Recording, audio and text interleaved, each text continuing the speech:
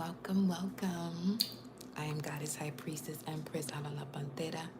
We are going to tune into the Afterglow energy post lunar eclipse in Virgo. Give you all a few to get the notifications before we get started. And let me put up the necessary information within the pinned comment if you're looking to obtain your alignment session during this live.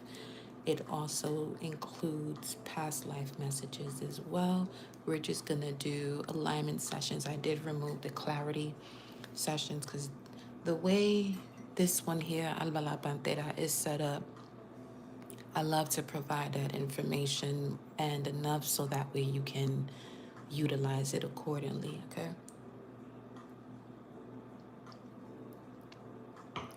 Welcome in, Pantera Soul Fam, Ocean Goddess. Welcome, love.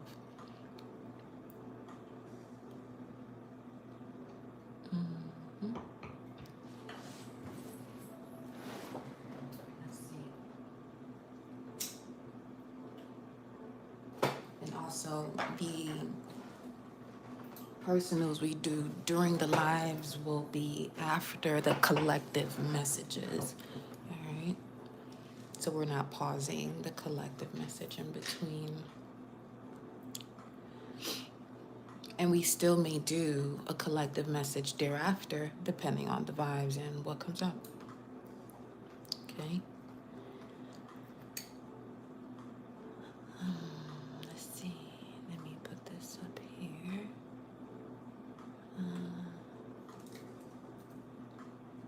What y'all feeling? Talk to me while I put all this stuff up here so that way, yeah, I got the information. If you're looking to book a personal with me, just email me at panterafit@gmail.com and I can provide you all the details in regards to going about booking your personal. I just ask that when you are inquiring about obtaining your personal, do not provide me with your life story. In doing so, just just email personal message and go about it that way, and I'll send you the information.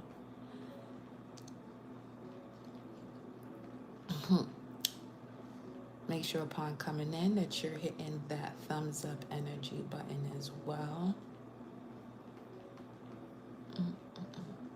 Make sure your notification bell is set to all as well in regards to the lives, so that way you know when I am live.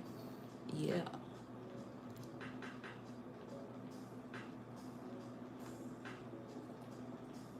Let me move this over so it's not too close.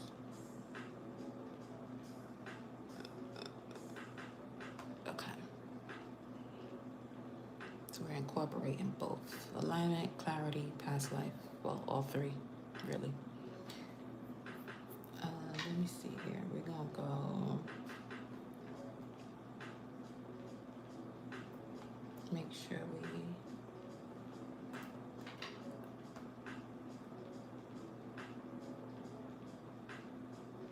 I'm gonna start off with the moon cards and oracle messages, ancestors messages. But first, we're gonna look at the astrology, of course. The moon currently in Libra. Prior to coming on to the live, it was 1 degrees 44 minutes. Shout out to the 144 frequency. Yes. Customization, subscribers. Let's go with Judgment energy, Judgment card 20.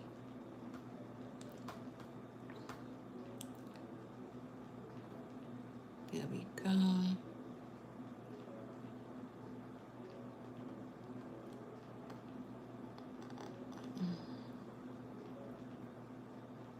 Let's see. 44 is a big number right now. Just look at the screen, it's 44. Okay.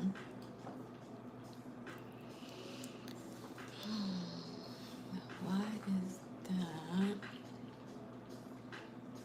Anywho.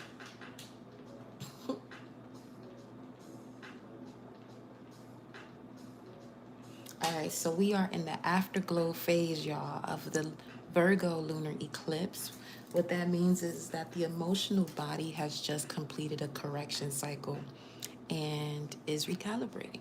So, the eclipse itself illuminated inefficiencies, routines, expectations, and nervous system pressures that were unsustainable. Now that the moon has moved into Libra at 1 degree, which shifts the energy from personal refinement Virgo into relational calibration Libra. In other words, the eclipse showed you what was necessary for matters of adjustments within yourself, and the moon in Libra is now revealing how those corrections affect your relationships, agreements, and interpersonal balance. The Sabian symbol for the current moon energy in Libra, Libra 2, it speaks of the dawn of a new day revealing everything change. The essence of this symbol is basically the realization after a turning point where something has already happened. And when the light returns, you recognize that the environment is not the same as it was before. So, practically speaking, this describes the emotional tone following the eclipse perfectly, because you are waking up to consequences of new awareness. Consequences of new awareness, not past actions. Consequences of new awareness. The structures you've just refined under Virgo are basically now being tested in social and relational fields. So, Libra's question is the following. Now that you see clearly, how do you relate differently? Now that you see clearly, how do you relate differently?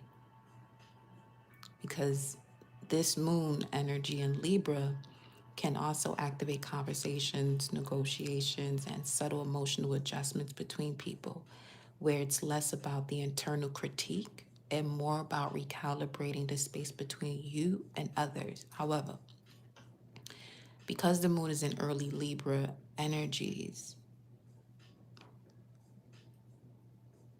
you could immediately feel this sense of pressure a bit, because it's forming oppositions to Venus that's about to go into Aries in the late degrees. It should already be though.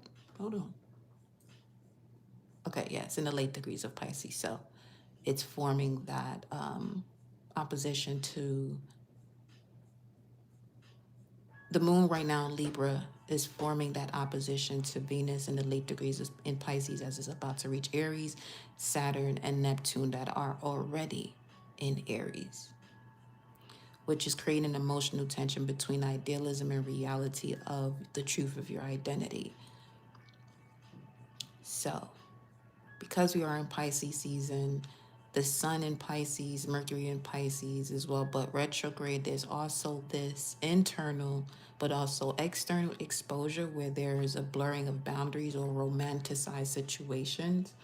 So the moon in Libra, what it's doing is bringing forth the essence of harmony and fairness at the same time. So this means you may feel a strong desire for peace, yet simultaneously recognizing that certain emotional dynamics cannot continue the same way. So,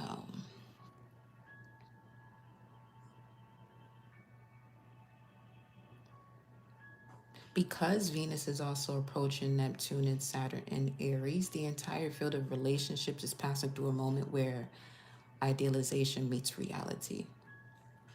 So, it's not that this necessarily destroys relationships, but it removes fantasy layers. So you may realize where there has been an overgiving, oversaving, or over romanticizing someone else's behavior.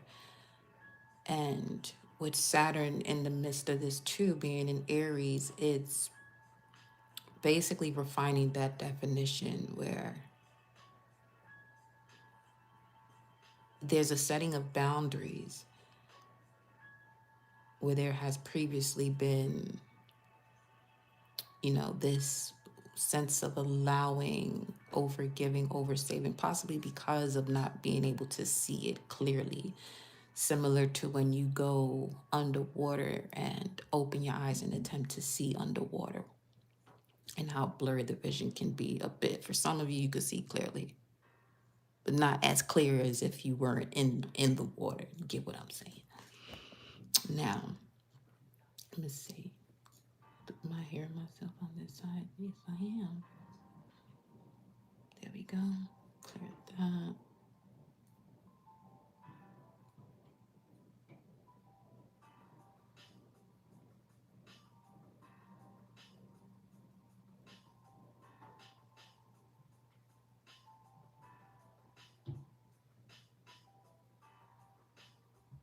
Give me 1 second.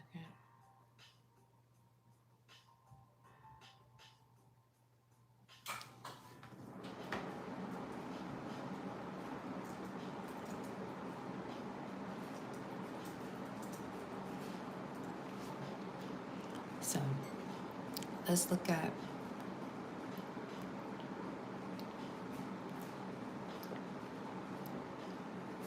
the collective vibes. We're going to get ready. Ooh, 11:11 on the timer. Let's take a look at the vibes of the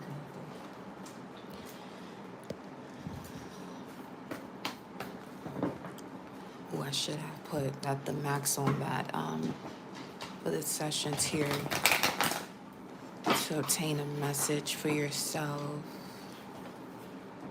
Should have listed for 4. It's okay.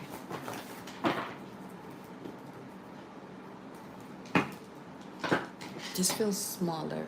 Either that or my hands just getting much stronger, especially working with these cards.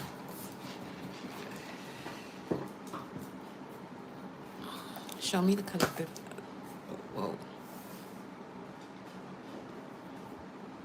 Exchanging energy to create abundance.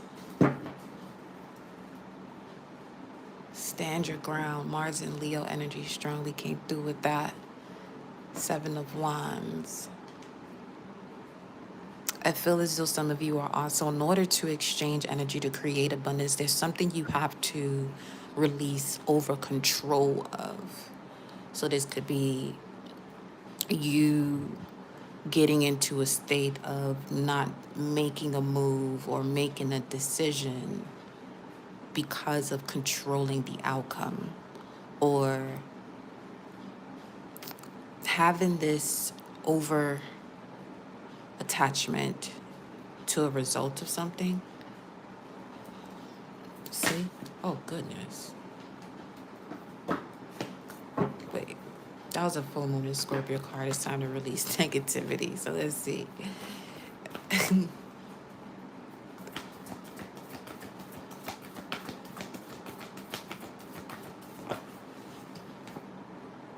Take charge with authority. Yeah, I'm hearing release the control over the attachment that you have and take charge with inner authority. So it's a thin line between overuse of control and using control here right now. So let's get one more. Okay. Let's see. Let's see. Unlock the magic within.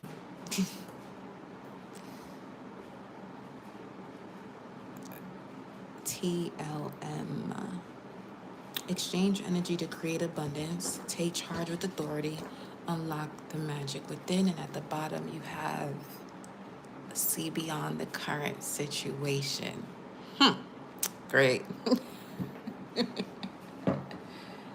It is currently 4:26, which is connected to First Deacon Taurus. So that's 5 of Pentacles. See beyond the current situation. Some of you are in a position to make an investment.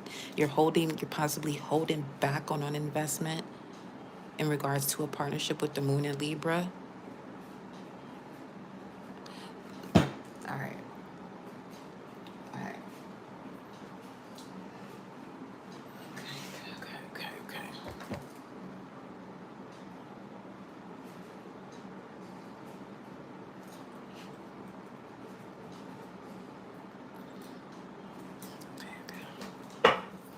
Let's look. Clarify. Trader exchange energy to create abundance. what you have here. Mars in Capricorn. Disciplined action, seeing through emotional patterns. Okay, got it. So, because of the lunar eclipse in Virgo, it had everything to do with you reassessing, reflecting on what type of patterns and habits you have that weren't necessarily of you, and releasing it so that way you can actually connect to your true ambitions. Or when it comes to the way you take action, it's more so coming from your own chosen way as to the way you respond to your emotions, and not from a past version of yourself that was more so connected to what you've seen growing up, what you were accustomed to, and it wasn't sustainable. But this is also a card of investment and strange energy to create abundance. You could be also aligning based on not refurbished. What? Where does refurbished come from? And some of you could be looking into something, getting something that's refurbished. That part, listen, okay. With exchange energy to create abundance, and the Three of Pentacles, recognition and reward.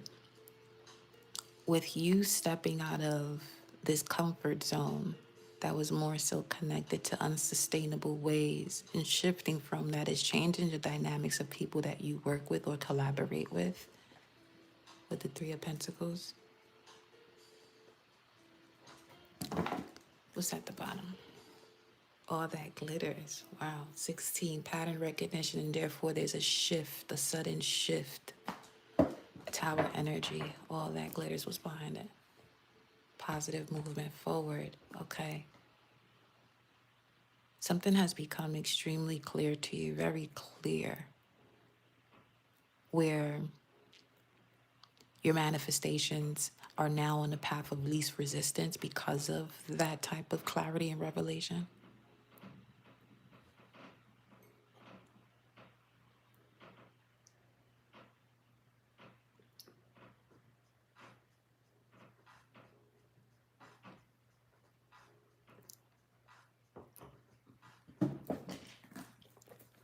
Let's see. Wow. Take charge with authority, Sacral chakra, which connects to your creativity, your sexuality. 32-5. There are great changes here, for sure. All that glitters is still at the bottom of the deck. What do we have here? Guardian at the gate. Yeah, there was something that wasn't opening up to you, but you've always had the key, though. You've always had the key. We have another 3 showing up here. This has to do with you networking, especially with the first card being Pentacles, and exchange energy to create abundance. Financial matters are at play in this energy. Let me get one of the astrology cards before. Yeah, it seems as though you're having to move with courage and confidence, especially with C beyond the current situation. So the current situation may not, you have to, something about you being bold here, especially Mars, Capricorn, Mars ruling Aries, Capricorn, those are both cardinal signs. So being bold and making the first move. See beyond the current situation. Before I see what's behind the seer, there could be so many ways of going about a situation that when you go and take action from a much calmer state, all of those other options that you've had currently, you use none of them, and you go with what is actually best, and it has everything to do with you being in a calm and regulated state where you're not overthinking, you're not over processing, you're more in this emotional steadiness type of energy. Let's see what's behind it. Work through your fears. Well, there's that. And be open to healing information. That one there, I'm telling you. Now reveal your loyalty showing up, and then hold your vision.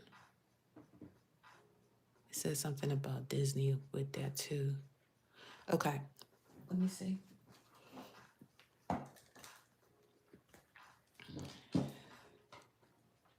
Unlock the magic within. Ooh, don't be scared. Don't be nervous. Just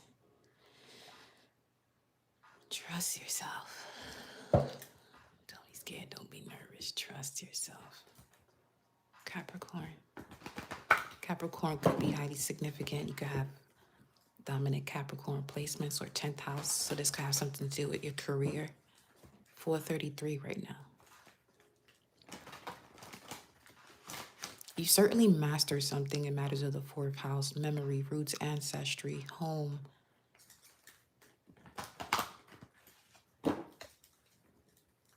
Show me.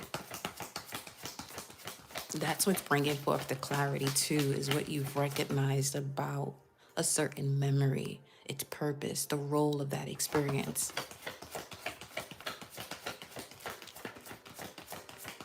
That's connected to the moon and Cancer energy as well, where emotional experiences are showing through the body for you to see your hidden worth. And this worth wasn't something that required validation from external participants or people, whatever. And you may have this mantle, I heard, that notional way about yourself is this. 5th house. Where you have fun, romance, and create things you're proud of. Love that, because we got the sacral chakra, which has to do with your creativity. 5th house ruled by Leo. Leo connected to the sun, your soul purpose, your immortal spirit. Also the influence of your father. Something about the influence of the father that you've dismantled, but not from a space of avoidance. You went into hermit mode. You deliberately, consciously withdrew yourself from a situation in order to gain clarity to move forward and connect even better with your destiny, with the Wheel of Fortune coming up after the Hermit card in regards to the energy I'm seeing here. Let me see.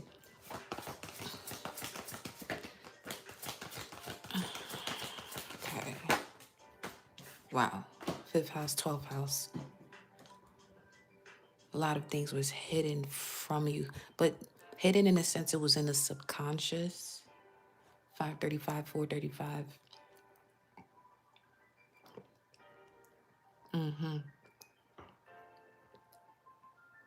Something that was keeping you away from your power. So this could have been something in regards to you literally had to undo yourself from this.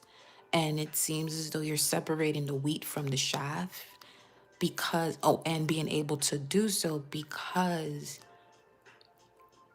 of taking the conscious step, disciplined action, not coming from an avoidant state, to see through what was unseen and seeing it clearly, especially with the lunar eclipse being in Virgo, being able to see the details of the things that were unseen. Sun in Pisces, Venus in Pisces, Mercury in retrograde in Pisces. So your dreams certainly provided you with that and further information here, where now you're able to stand your ground. You're able to move cleanly. You're able to move forward cleanly when it comes to your creativity and what brings you joy. Before, you weren't doing that because there was always something lurking beneath the surface. And the beauty of this eclipse season, the collective reset with the solar eclipse in Aquarius and the lunar eclipse in Virgo, is that it really helped to reset everything, put everything through a system upgrade. And as everything is being upgraded, you're also seeing things come to the surface that was preventing the upgrade, but from a state that you can now handle seeing what it is that you're seeing, where before you weren't able to. And then we have Mars at the bottom of the deck. What's at the top? Taurus. You're able to trust the wisdom of your body further. Yeah, before you weren't able to do that. Let's see why though. What was preventing that? Okay, that's clarifying on lacking what? Magic within, confidence, solar plexus, because of something that occurred between 14 and 21. Get into this is removing insecurities as well. Removing the root, the seed of insecurity, patience, and now you're in a state of regulating the energy. Okay, so we're moving into the latter half of the moon cycles. So between now while the moon is in Libra and while up until from now that the moon is in Libra into the moon going into Sagittarius, you're going to actually be seeing the meaning of, certain situations you've been connected to that you're actually transforming from. I'm also getting the energy where you're obtaining your power back, but from a sense of untapped potential, unused authority.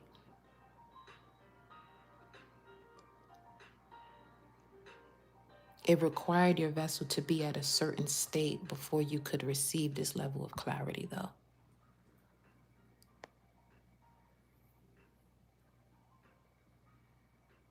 Basically, the version of you before you were bamboozled with other people's ideas, fears, and beliefs. Okay? Unlock the magic within. The way these cards just flying out here. Yeah. The sacral chakra again. Yeah. You have a clear sight, vision when it comes to something here that's ending before abilities of your past life, because 11-9, that second deacon Scorpio, that 6 of Cups. Seeing the truth of what has placed an imprint on you from your past in this lifetime that is also connecting you to the version of you that is more evolved.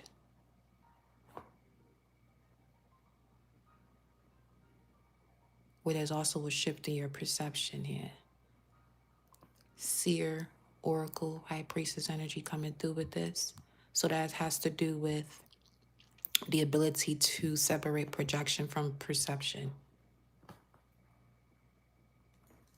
Because, okay, now I'm getting the magician within the mind's eye, in the sense that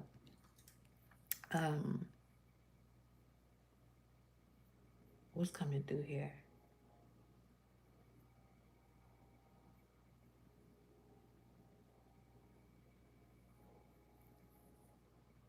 This is so this is pausing the way you're moving externally, so that way there's this internal clarity that develops fully. So that way you're not imposing your will, controlling something, and being patient as things align. Because the high priestess encompasses this high level of patience internally, which makes it easy for a high priestess to be in a state of waiting in terms of things aligning, especially with knowledge of things that are about to occur and things of that nature. So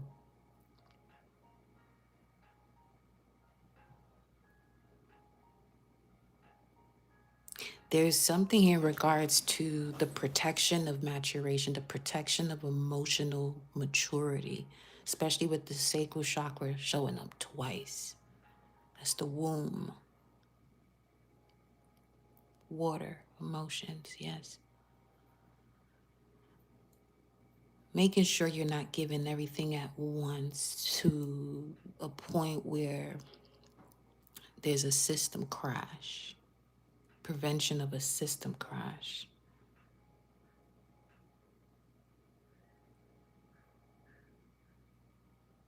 Becoming more aware and knowledgeable in regards to matters of timing, matters of depth.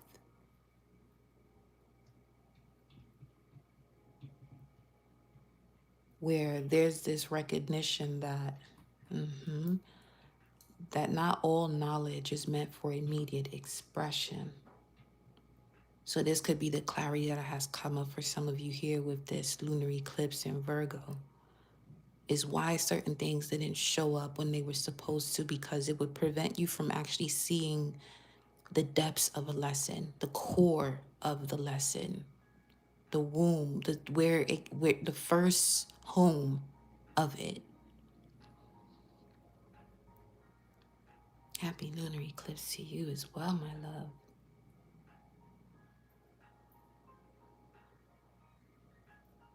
You're seeing the value of silence.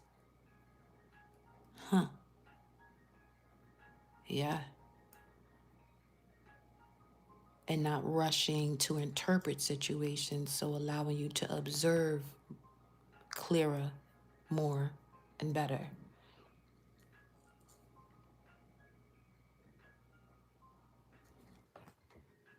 Clarify this. Let's see.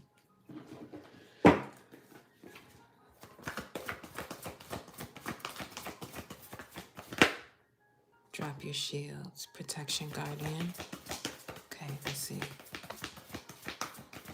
Ooh, wow. Some of you are beginning to see much clearer. Just felt that entire sensation on the mind's eye area.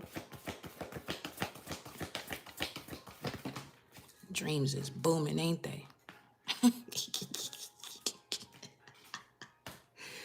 That dream state, I know, doing the most. Stepping out of your comfort zone, dropping your shields. Yeah, see, there's something here where you're no longer controlling the way you go about something, or the results, no longer controlling the results. Adjustments are required. Waxing crescent.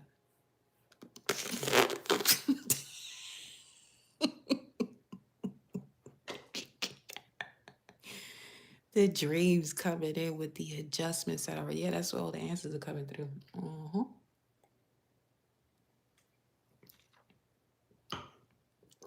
Yep.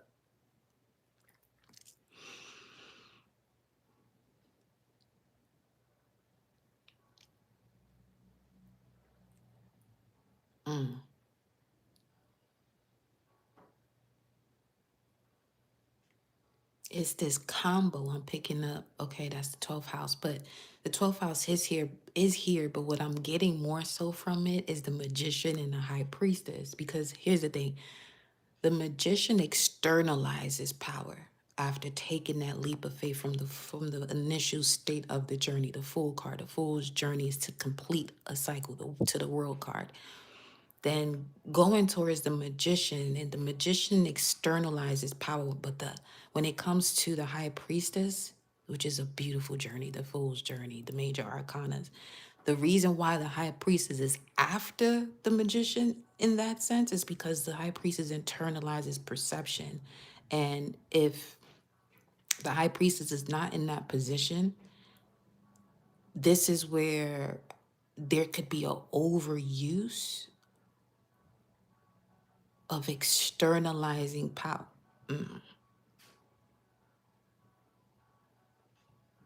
Basically, recognizing,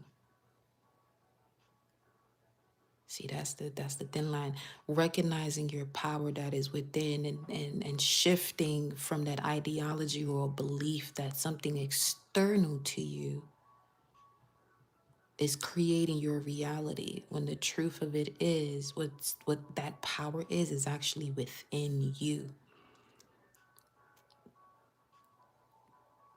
Energetically, during the age of Pisces, it was something that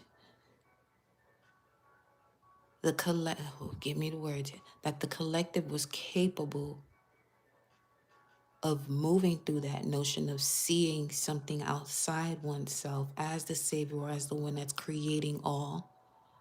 However, in this age of knowing, age of Aquarius, now my nose itching, there's a system collective reset, system recalibration, electricity within the body that is bringing one to a clearer knowing that that power that one has seeked at one point outside of oneself is actually within oneself. And this whole time, each one within the collective has been creating their reality. So the high priestess coming up after the magician is assisting with realigning with that perception, being open and receptive to that notion of you are an extension of source power, the source of all things that brings forth creation. You're an extension of it. And it's a matter of you having the strength and confidence and willpower to know that. Leo Aquarius, that's that axis right there, solar plexus, Leo Aquarius. However, man, ooh-wee.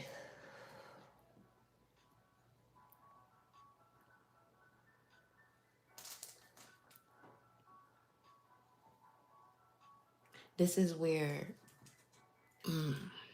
Mars comes in.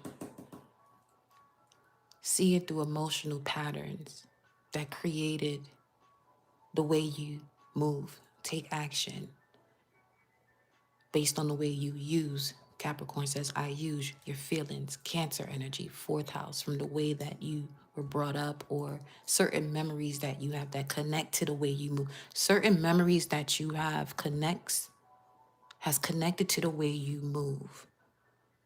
So now the adjustments required a lot of symbolism, synchronicities, dream states is bringing forth clarity as to what is no longer sustainable and the way to move forward. Most forgetting, don't overwork yourself when it comes to having dreams and you don't remember the whole thing. What you remember are the keys, and that's gonna build up for you, especially while Mercury is in Pisces till the mid of April.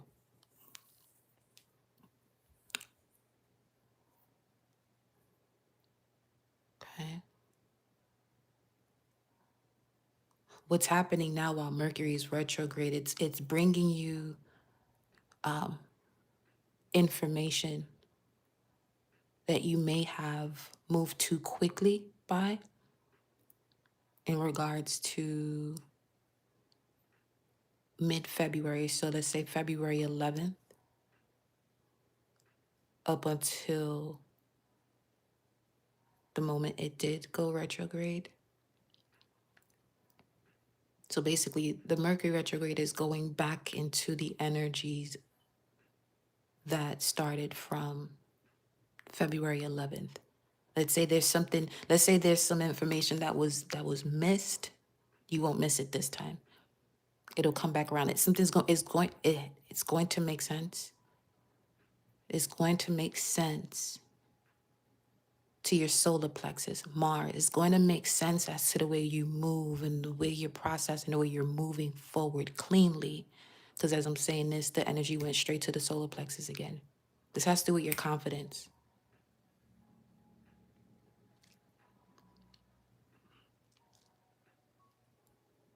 Welcome, Ruins, Pantera Soul fam. Welcome, hun. Okay.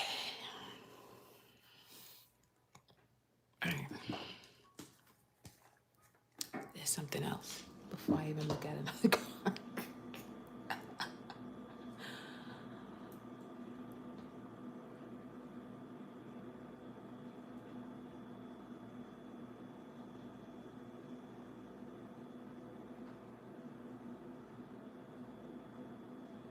There's a lot unfolding beneath visible reality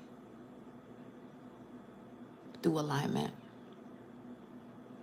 preventing you from becoming impulsive, because that's also another factor of the high priestess, is aligning you with wisdom that precedes action. And therefore, without the high priestess, the magician becomes impulsive. With the high priestess, intention is rooted in insight. Okay.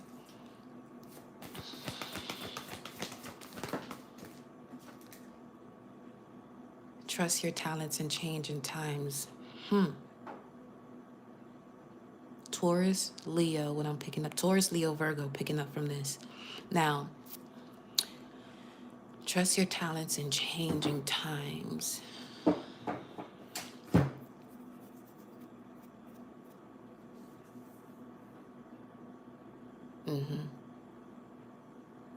That's the missing key that Mercury in retrograde is bringing back. In order for you to trust a certain ability you have, you would have to see it again. But the beauty of the lunar eclipse in Virgo is that it literally severed you. There's nothing you have to do about what the lunar eclipse, what any eclipse energy is doing. There's nothing you can actually do about it in regards to the shift that it brings. The fact that it's in Virgo has to do with habits, routines, your nervous system, your health. You might have felt things speed up a bit. The rising of 333, but that's also having to do with you mastering something. Now my right eye over here twitching and shit. 453. Yeah, that has to do with, it's something, it kind of shifted into a slightly uncomfortable state. Because usually during these lunar eclipses, people have a tendency to make a lot of changes to themselves because they feel as though there's so much going on. But just sit down, relax, hold on, wait.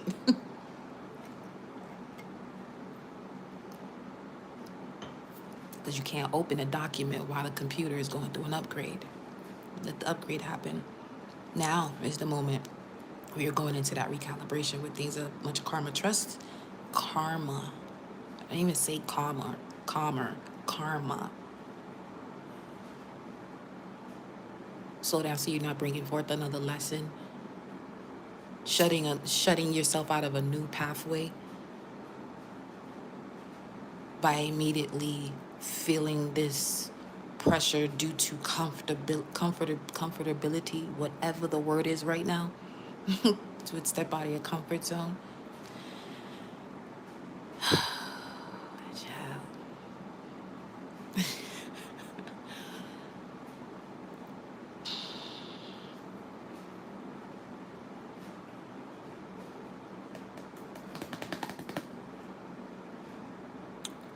One at a time. Gratitude. Now,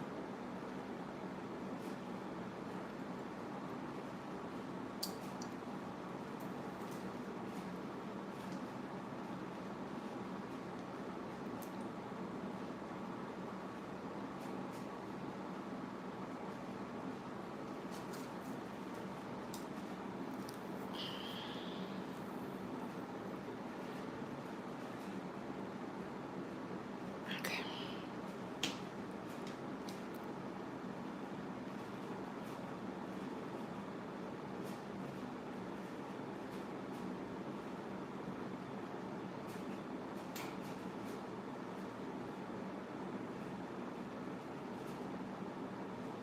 Give me 1 second. I'm literally going through pausing and shifting something here within someone here within the collective. Hold on.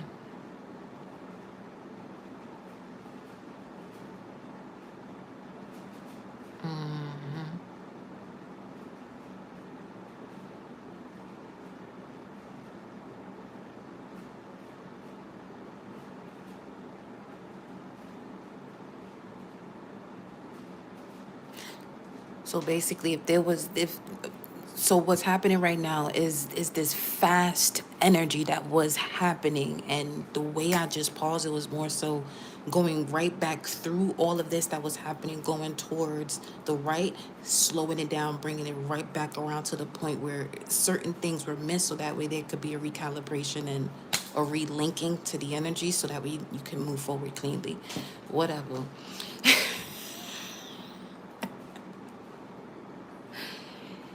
Yo, what was that? Wait a minute.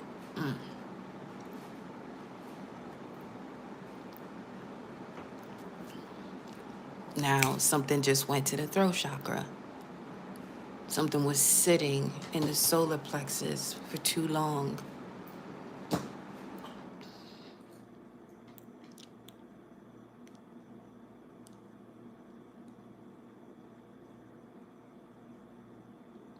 What was that? Let me see. You're most welcome.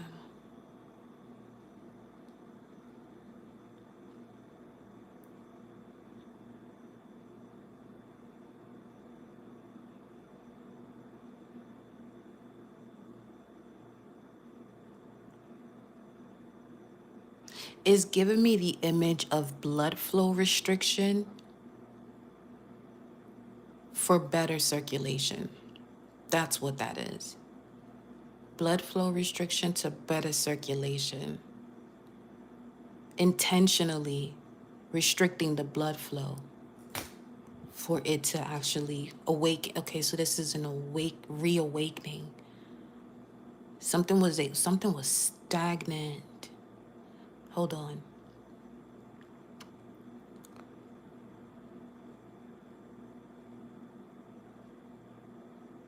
There's this energy of being bombarded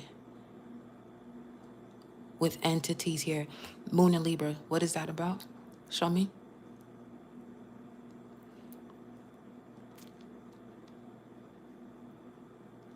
Because of how deep this was sitting in the subconscious, when it came to actually seeing the truth of your identity, it was blocking out the way you were connecting with others, significant partnerships, one-on-one, especially Libra. It has to do with what's being mirrored back to you. But what has been mirrored back to you prior to the eclipse was not even you, fully you. Wasn't fully you. Wasn't fully you. Okay.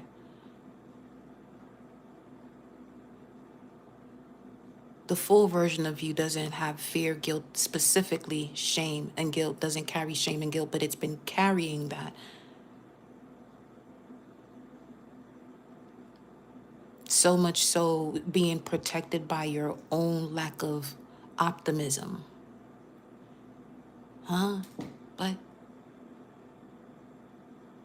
you were protecting yourself by not choosing to see the bigger picture as you should have. But there's a dual side to this now, because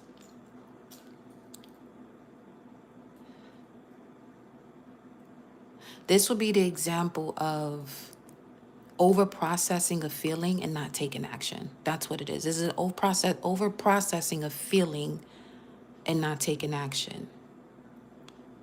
Something has already cycled out.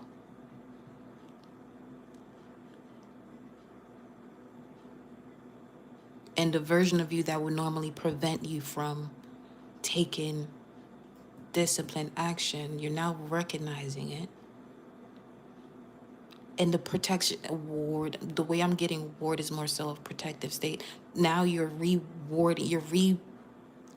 repositioning yourself based on the way you recognize yourself now, or will be. You are. Not will be, you are. Okay.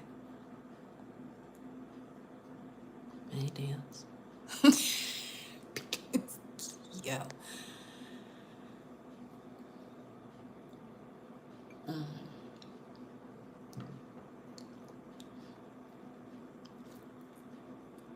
And now you're on the flip side of reality, and now you can trust your talents moving forward. Because there were so many underlining factors in connection to not fully trusting your own ideas, your own creativity. Some of you, this is a relationship too.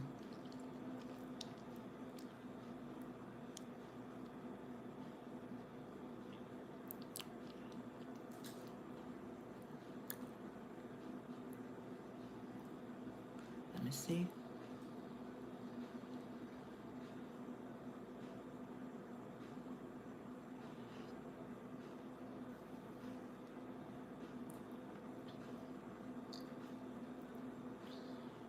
Because from February 26th to right now, it seems as though you went through about 11 years of situations within that matter of time.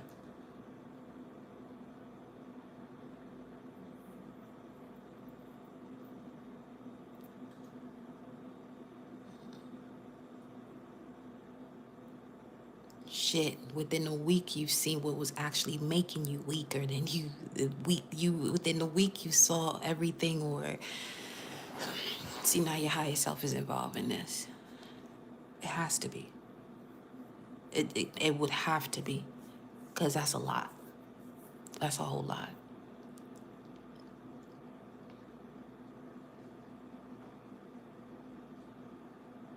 It's basically the vibe of what would take a millennium for certain occurrences happen within 7 rotations or 7 days.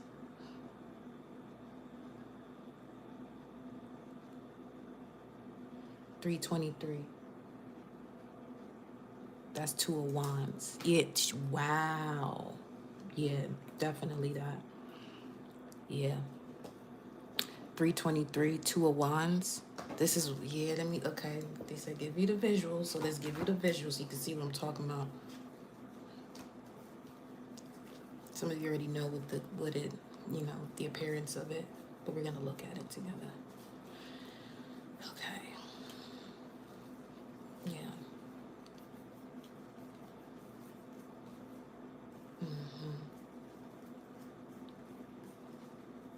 This is actually helping to cleanse the heart, bring forth clarity. Something that it's relieving a lot of pressure. It's relieving a lot of pressure. There was a whole bunch of that. It's relieving quite a bit of pressure there. Hold on. Let me see. Ooh. Wow. And wow is right behind this. And look, 6 of Wands, victory and success. 8 of Wands, a lot of, from bigger picture, Mercury, Sagittarius, a lot of downloads are coming through where you're seeing this is what I'm saying. Your highest self has to be involved, because now view this as your soul and you looking at yourself here on earth is what I'm picking up on. Basically, let me see. I don't have. There it goes. It's right. It's actually right here too. Wow. Yeah, this is exactly what's happening. Where you're rewiring yourself. What's this? 20 and healing the earth, love and respect. What? Another one? Another image? Hold on. Another image is this one. Let's see. Is it here? It was at the bottom here. Oh my gosh. Alright. I'm moving as fast as the energy is coming through. So here we go. This was actually on top here. I was looking for this card that was in this Hidden Worlds deck, and it was actually right at the bottom of the deck for me to see it. And then look at the seer showing up again with the number 5. You're looking at yourself right now. Okay, this is where you're at then. Because look again. Look. Holding, wow. Holding the heart, earth, heart. Just put the H at the beginning of earth. But what's in between both, or at the beginning, is the ear, which is closest to your temple. And they say God is within the temple. You. She got on this orange sacred energy here, okay? Hold on. And the high priestess energy, she's not here per se physically. I mean, you can consider her that. Magic guardian, literally is the guardian. Yes, the high priestess would be the guardian of the magician. So yes, she is here, but just in a you are here in a different form. There you go. You're now here in a different form. because you went through the portal of the priestess energy, of the seductress, of the temptress, of the trickster even. Virgo embodies so much in connection to Mercury as a reflection of Pisces as well. It's the physical form of the unseen. Boom. Because the high priestess appears during phases of incubation. Therefore, external actions pauses and internal clarity develops. And then there goes the unfolding of what is beneath visible reality. Oh, we on one today. Okay. Future prospects, decisions to make, seeking guidance. It's the similarities between it. And then the light priestess. I mean, there goes 6, Virgo energy, galactic wisdom. The unseen version of you is now here. Look at this. The mirror. And that's Libra energy. Libra is the mirror. What's behind this? The Gathering, 33. Yes, it as of 3-3 portal.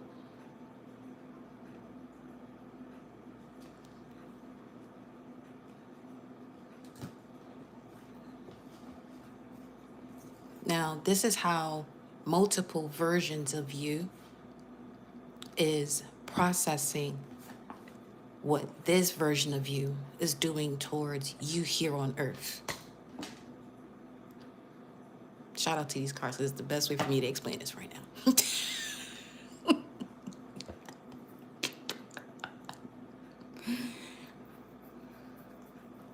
Because I know what I'm seeing, and it's exactly this. This is exactly what I'm seeing. So, shout out to these cards. Mind you, this is actually a deck that... When did it come out?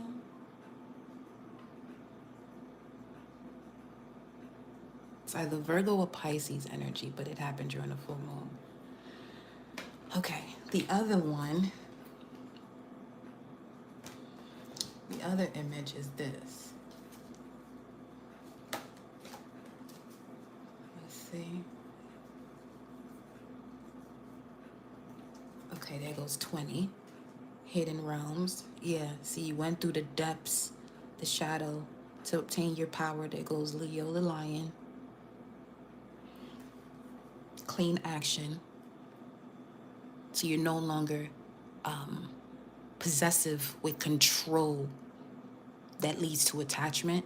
And control that leads to attachment is actually a blockage of your crown chakra, where you would know what to do but don't make a move. There goes the other image here. Energy signature, the past is in the present. But as far as the past, and we was looking at 11-9 showing up earlier, 6 of Cups energy. Mind you, as I'm saying that, the time now is 5:11, and the moment that the moon went into Cancer on the 26th was actually at 5:11 a.m. So yeah, there's a deeper resonance, coherence. Some of you have been getting the chills a lot more because that's the brain and the heart aligning, okay? It's the brain and the heart aligning. Pantera Soul Fam Aisha, welcome, beloved. Shout out to the members of the channel. So you see here, all of this rewriting of energies that are showing up. Y'all see this? 2 of Wands connected to First Deacon. And the story about the 2 of Wands, as a matter of fact, the mountain right here is in the shape of a lady laying down. So this could be the energy of bed rest while about to deliver, especially with the energy of the sacral chakra. So you're rebirthing self due to the version of you that is now coming out of its shell, dropping its shields with the protection guardian showing up in magic guardian, so you can unlock the magic within. Unlock the magic within. Give you an image of that. Unlocking the magic within. This is what's happening here. Wow, speaking of the earth, look at this shit. Whew. Damn. Excuse me. Whatever. But yeah, there's another one. Expansion connects to Jupiter. Jupiter in Cancer is expanding your internal emotions, feelings when it comes to what is actually home to you, what nourishes you. And now you're coming out. Your true version of you is coming out.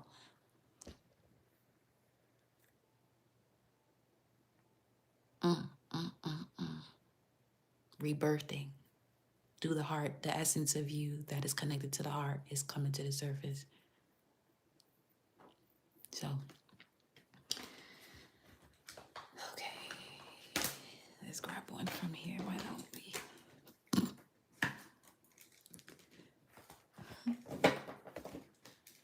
Might as well, right? The path of the gods, decisions, meetings, future plans.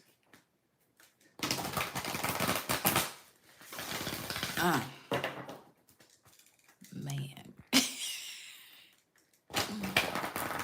Oh my gosh. One more. Reactivating memory, fragments, reclaiming. Yeah.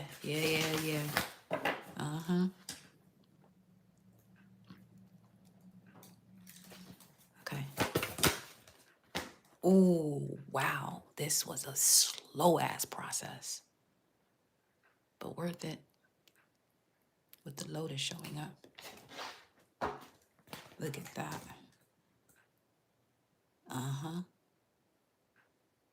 Life cycles, energy healing, communication. Yo, listen, when it comes to your bloodline and your ancestors, you are the angel in the galactic version that they've been calling on, and you are basically, let's say, the prophecy that is alive now.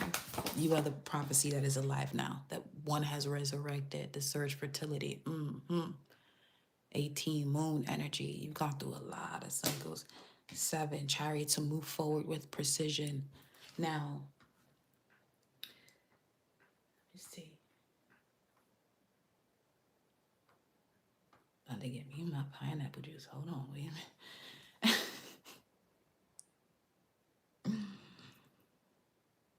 This is victory in terms of the 7 that I'm seeing here with the chariot. This is victory that you've obtained through discipline. And now this is what you're recognizing, and it's going to help you to exchange energy that creates abundance. Abundance of what?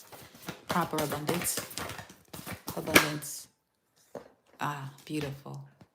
523 showing up again. Leadership.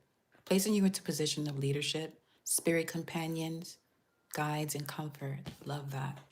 By stepping out of your comfort zone of what you thought was in alignment to you, with you. The light dancer, 2324, are you kidding me? It has been showing up so much that I made a card for it. I had to make a card for it. Been seeing that so much, I had to make a card for it. Let me get it. See how quickly. Well, it's a red one. I know that. Oh, wait, we gotta put these back. Because we don't need these right now. Okay. Let me see. No.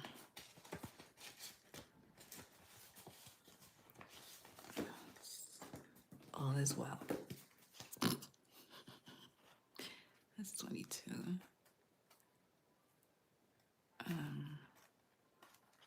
That is so wild. Let me see. So, 23, 24 keep showing up.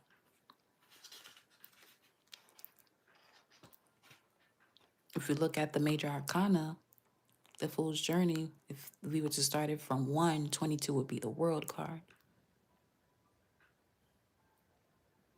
23 is back to the Fool's Journey. 24 will be back to the Magician. Okay. Let's see what we got there. Let's see. Yes. 7. Okay, give me 1 second. 23, 24. Man.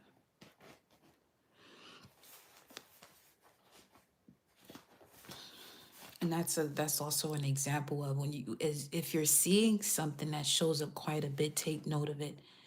The moment will come where it clarifies itself. And right now what we're looking into is the version of you that is coming online that has been restricted due to fear, guilt, and shame. So there was this inability to connect with the heart. Oh no, it's 24, 25. Okay. All right. Let's see. We have to live, have life, remain alive, sustain life, prosperously. What in the world? Live forever. Be alive, be restored to life or health. An answer to a question is yes. However, although it's 23, 24, and that's what I thought, this is also significant in regards to an answer to a question is yes.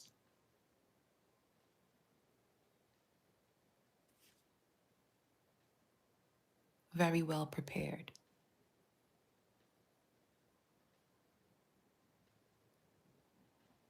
Oh, let them come to you is also on here. The truth will prevail. Hold on. Let's see. Echo chambers of distortion because of the inability to be vulnerable. And then we have Year of the Goat. Let me look at 23. Matter of fact, let's give it.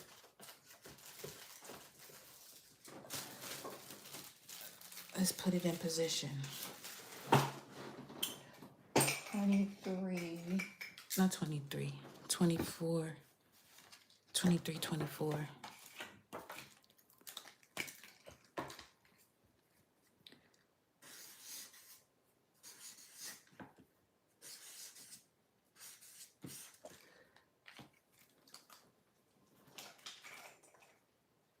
You put it in position.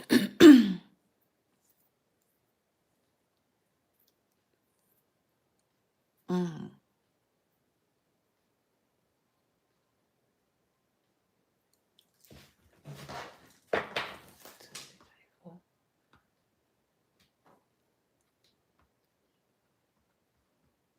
The moon and Virgo in me right now, so I'm giving this message. I'm scanning really quickly, so y'all already know the vibes. If you're new here, get in alignment, get used to it. Let me see. To show, interpret, explain, inform, tell, declare. To show, interpret. That's 23, 24. Okay. Yeah, okay. What number, other numbers it connected to? 27, 22. 10 of Pentacles, 2 of Swords. There's something in regards to longevity that there was some mental conflict surrounding longevity. Why was I shaking my head, moving my head to side to side?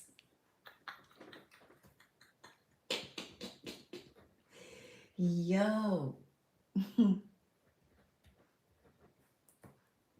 See, okay. Y'all in here, if it's not, some of you in here really having multiple dreams at once. Again, don't beat yourself up if you can't remember all bits and pieces of each one. Just take what you recall. Take what you recall. It's 522 right now. Okay? That's going to help you build to make the adjustments. It's going to help you with the adjustments you have to make to build. Something, see,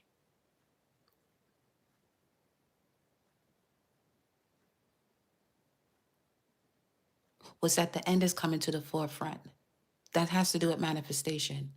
The moment you release control and you actually connect to the ease and the least path, the path of no resistance of what it is that you are aligning with, the result actually shows up to you even faster. Because, okay, especially when you are disconnecting from what is no longer sustainable in terms of habits, other people's beliefs, other people's ways of beings that you were connected to.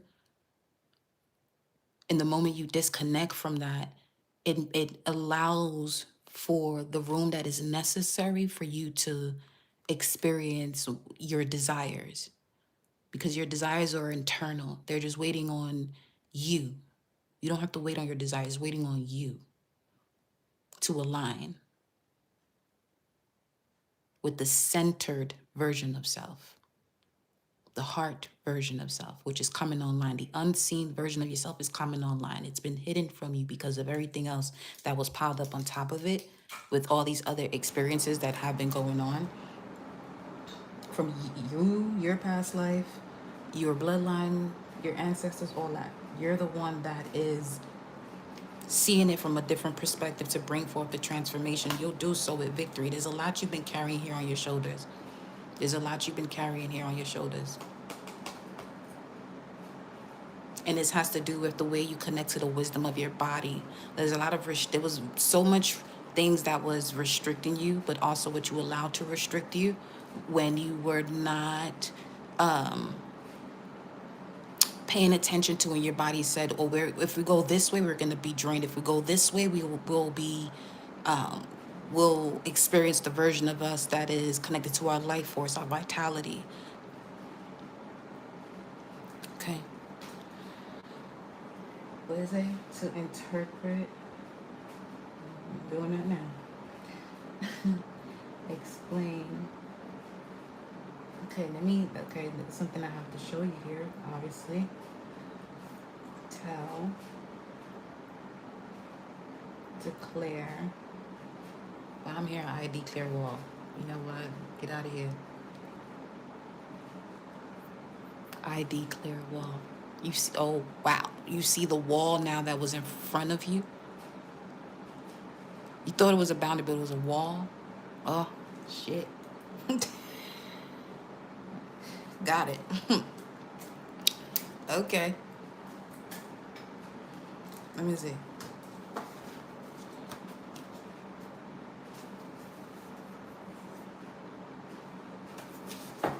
It's 5:25 and May is here. Toxic energy sent your way backfires. That's the room for the high priestess. We have no and what? Leviathan. You were saying no to your immense power. The Leviathan? Shit. Keeper of primordial waters at that. The abyssal guardian, embodiment of the threshold between the know and the unknowable. That's the high priestess.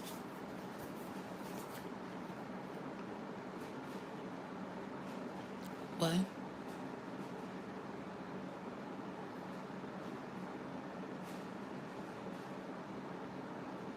Because the feminine, which is the black pillar on the high priestess card, is the feminine energy. It's the shadow, unused potential, unused authority, because of the lack of knowledge of it, really, of that dark side, of that shadow side, and incorporating now, because one cannot connect to the heart without incorporating both sides.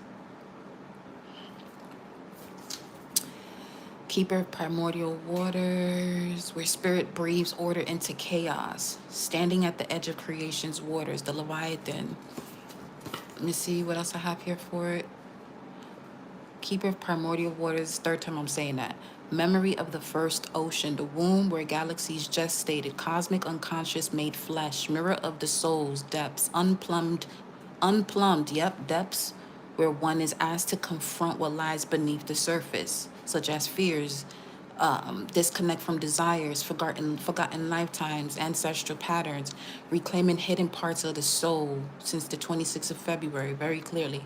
Alchemical function, of the Leviathan dissolves the ego, disintegrates illusions. What is false cannot survive. On a collective dimension, teacher of wholeness, integrates shadow and light. And then vessel, we have embodiment. You cannot perform sacredness. You sure can't. You become the sacred through cellular resonance. Walk, breathe, move as if you are already the answer.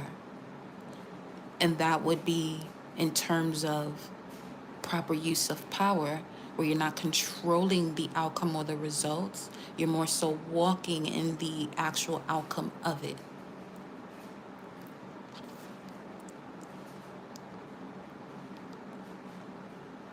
It shows in your posture, because your posture reconfigures the geometry of any space. When your body is transparent, truthful, the universe responds with design. Something, the eclipse pulled that away. Do not walk back into that version of yourself where your body was out of alignment to the highest version of you, the heart version of you, the knowing version of you, true version of you. Walking as the map you once sought or looked for. Okay. May have to put these in order again later on. Let me look at the gematria here for this 23, 24.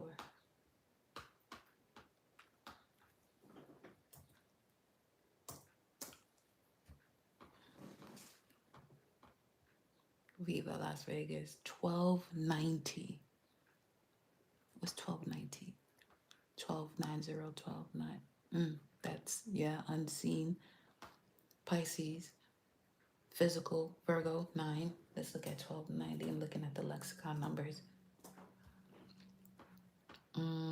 Knee, weak from fear. Knee, Knee is connected to the bones. Saturn in Pisces. Yeah, there's a lot of dismantling that is happening.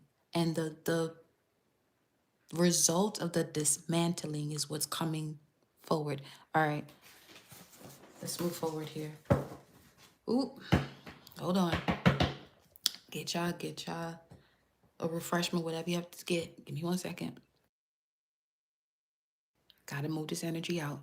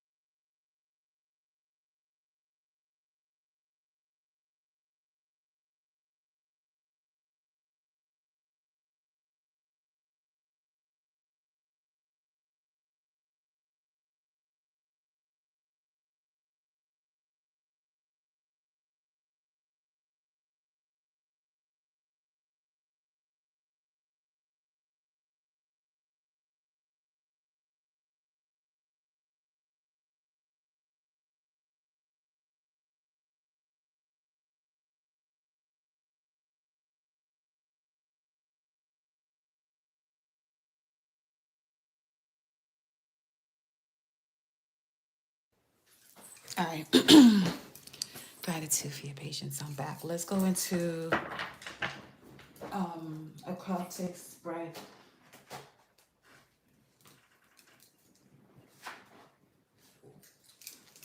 I love this energy. It's high. Very much so. It's my type of territory. That's what I'm talking about. 5:33 right now. Let's get it. Let me put these.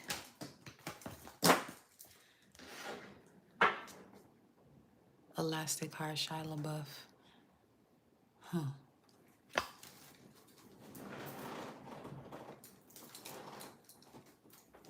don't know what that was about, but that's what seeing the name reminded me of. Elastic Heart. There was a moment where that song was being channeled through these messages quite a bit. Oh, my goodness.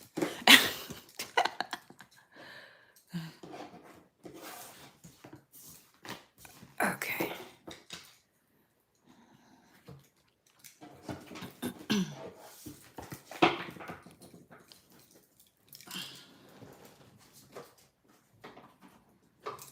You and your loved ones are safe. Who's at the bottom of the deck just now?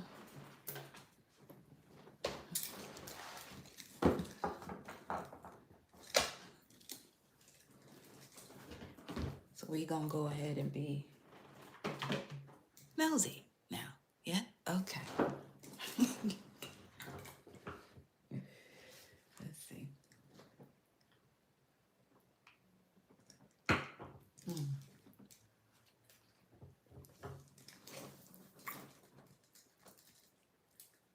So good. May is significant. There's an ad that showed May as well on here just now. Show me the vibes. What we working with for the collective. Let me keep it on here so I can see so it doesn't keep shutting this off.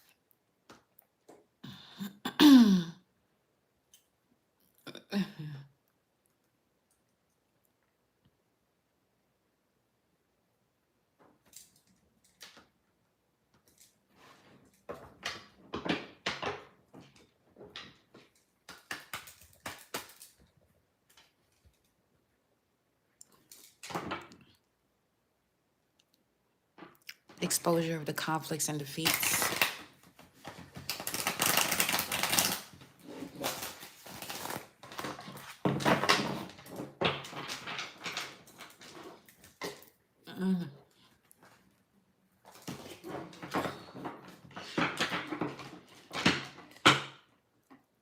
Do any of y'all in here feel rushed to do something? Because what in the world? What is happening?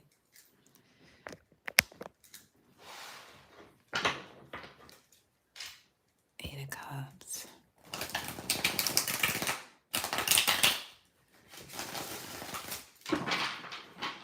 One more shuffle.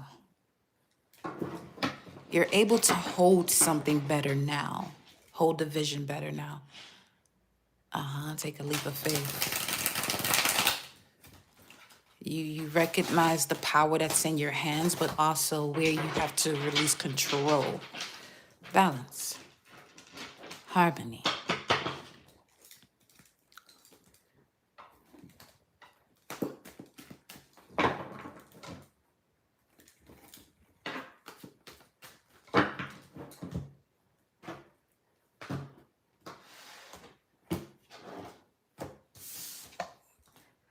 Love that.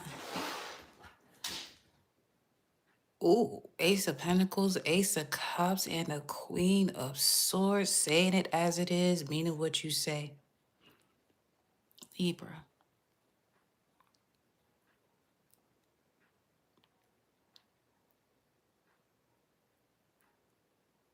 Mirroring your prosperous abundance, and it's coming in now. Ace of Cups and Pentacles. A new phase when it comes to finances and love. All right. Okay. Here we go. Show me current energy here for the collective. Whoa.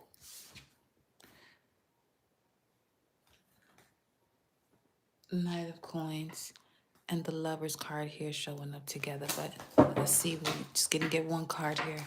Going to keep those in mind. Some of you, it's been taking you a while to make a decision on something. Okay. Okay. That's what it feels rushed. Anywho, let's see.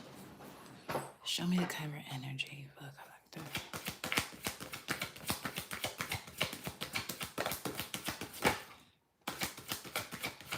Turning pain into power. That was a 3 of Swords. And you have, wow, 2 of Cups, huh? Venus and Cancer. Currently, you're in a state where there are new connections forming that reflect the way you express your emotions or the way you give when it comes to your feelings and emotions. It's a spiritual union here that is first happening within yourself. Let's see what's the challenge to this, but what's at the bottom? And the Lover shows up once again. Okay. So this obviously has to do with the matter of situation in love here, especially with the Moon in Libra, that would happen. And in the first few degrees of it, it is the 2 of Swords, Moon in Libra. So emotion and memories connected to significant partnerships.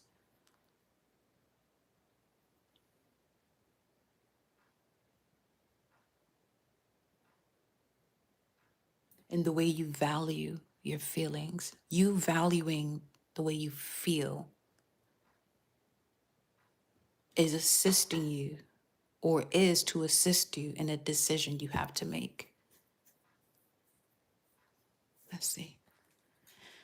Challenge of the 2 of Cups.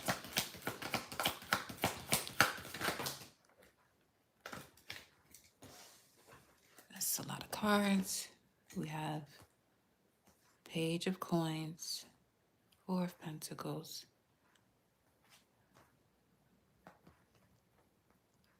So,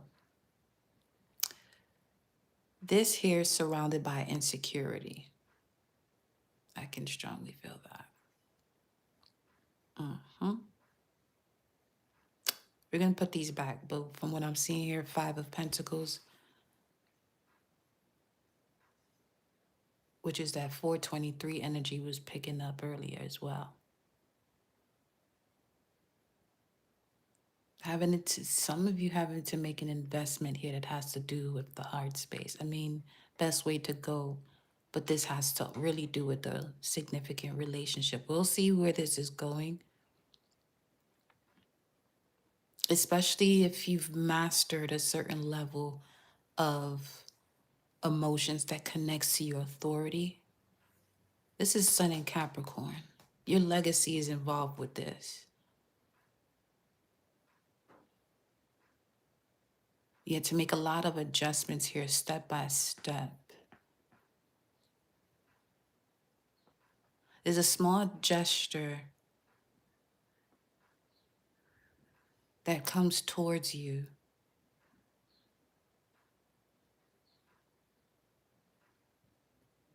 But what is this holding back? From a new way of loving what it is that you do, the way you go about love. Okay. It's a slight switch, flip of the switch within your body that is now making it more tangible for you as to the way you go about matters of the heart.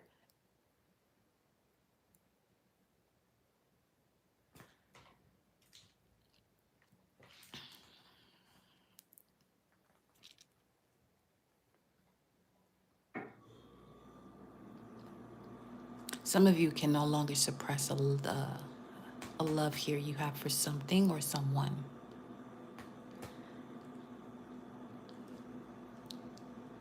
Let's see.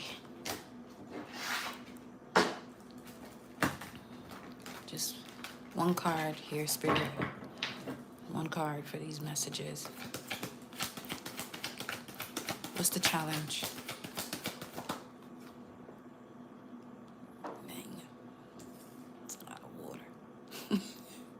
King of Cups, Scorpio. You got Venus in Cancer here, King of Cups, Scorpio.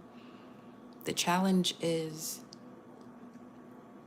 whether you're trusting your emotional intelligence of what you feel and what your senses are telling you.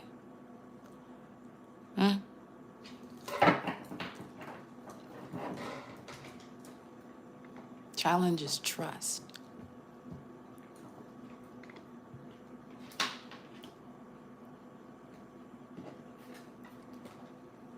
Especially after quite the cycle of betrayal here.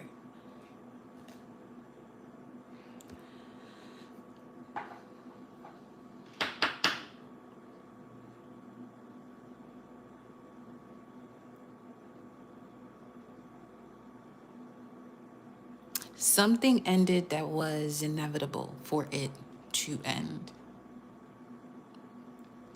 The challenge here some of you are having is if you can trust again. Remember, you can, first and foremost, especially when you're in alignment to the root chakra. Quick message, can you trust yourself to move forward with this? Now, back to the message. When there is an issue with trust, that means there is an issue with your finances. Even if you're doing well right now, you could certainly be doing better, as trust is connected to the root chakra. The sacral chakra has come out twice, where what you've been creating was connected to a way of trusting yourself that wasn't actually you trusting yourself. It was a programming you were connected to that made you feel as though, okay, this is the way you move. The veil is removed completely from you now. The veil is removed completely from you now.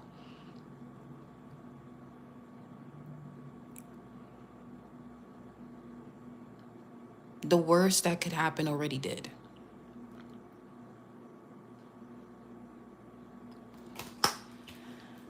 What's the basis of this? Oh, past life. It's got to do with something from your past. What is with the water energy, though? This is okay. This is straight love, apparently. Okay. Currently, you walked away from something to go towards your Two of Cups. And your current situation is a Two of Cups you decided to walk towards. The Two of Cups you decided to walk away towards. Walk away from the Two of Cups that you walk towards, and the essence of the Eight of Cups of something from the past is now your current energy. What you walked away from. Eight of Cups is Saturn in Pisces. Dismantling beliefs that had you disconnected from the way had you disconnected from you trusting yourself. The way you were trusting yourself, situations, it just given this was not even you. It just was not even you. It's basically, okay, the decision between avoiding and consciously withdrawing. Two different energies. 9444 was just on a timer. What's in the immediate past here? One card, please. The Queen of Pentacles. Now we get into the money.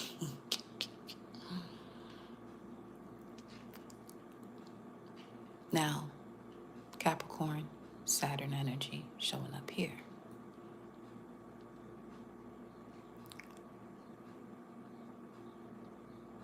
This is what I mean about the way you were moving in matters of love or trusting wasn't you. You were disconnected from yourself. As you were shifting out of certain belief systems that are not part of you connecting to your emotional integrity, maturity, inner authority.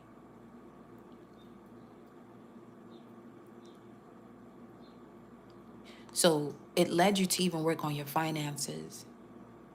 And now all is well in that department.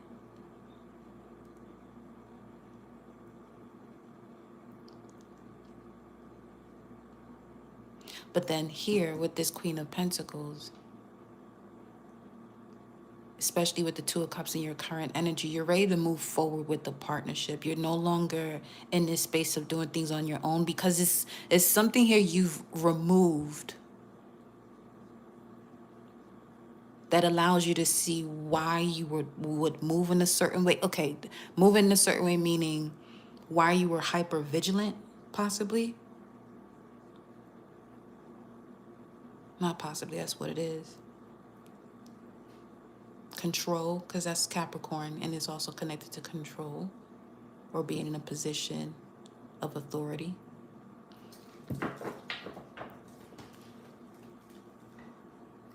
We're going to clarify these. Let's just keep going. What's crowning this? Good Lord. 2 cards. And get the fuck out of here.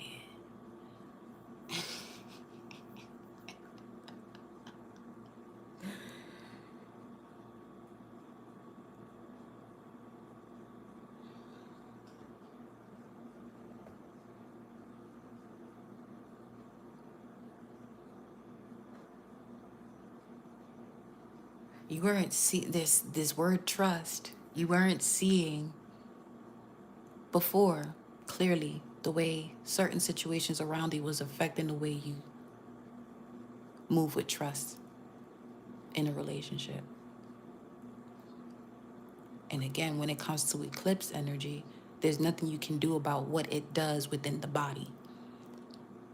So whatever habit you had before the 3rd of March, that whole way of being, that's been stripped away from you. With this King of Pentacles, which is the counter, the divine alignment to this Queen of Pentacles, it's okay. The Wheel of Fortune or Destiny card is not out here, but it's certainly given all of this happened for this reason. Let's go. 5:51 on the timer, on the clock, 17:51. Let's see. Show me what's crowning this energy. Candle just went out. The Hangman. You're seeing the purpose of an uncomfortable situation that allowed you to gain the mastery, the knowledge of what it was actually showing you. The Lovers and the 6 of Coins. 6 is reciprocity. This blood moon really reconfigured your cells, your blood. Yes, it did. It still is.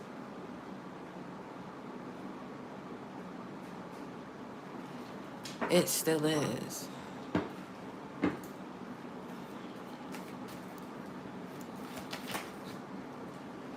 What's next have to do? There goes Moon in Libra energy, first week in Libra.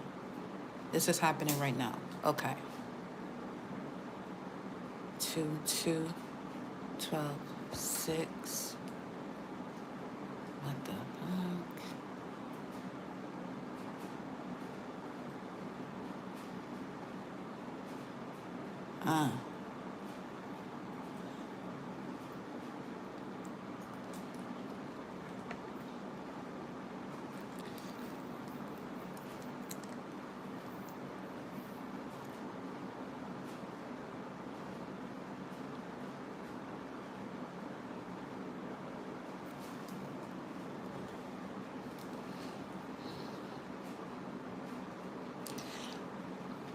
It's not that it's confusion, but it is coming through that way with this Two of Swords showing up and what's immediately happening next. Let me see.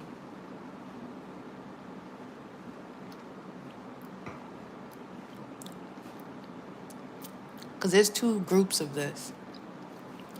There's those of you that are still operating from a piling up of ways or emotions, and the other side of you, you're seeing what was causing the mental conflict. So we're going to work through this here. And then the moon, yeah, something wasn't clear, but it's being revealed anyway. Knight of Wands. It's really having you not to conform to what others perceive as the way you should move, and you moving the way you are intended to move based on the way your body signals you to move. Show me the advice session here.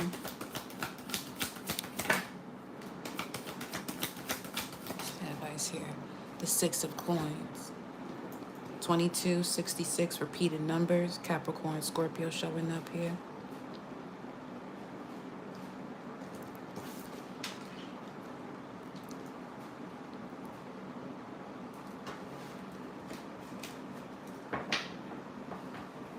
The advice is to choose what is balanced and reciprocal.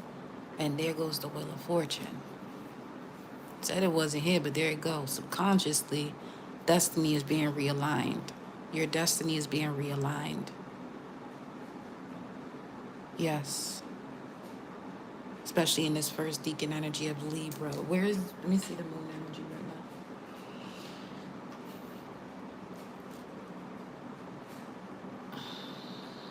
We are, okay, Libra 2 degrees. There you go.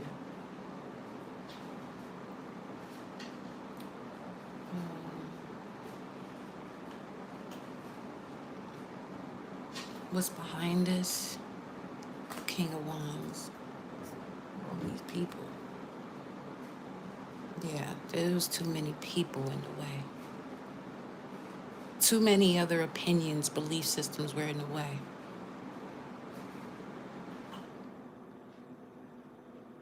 Some of you went through emotional release through tears during this eclipse.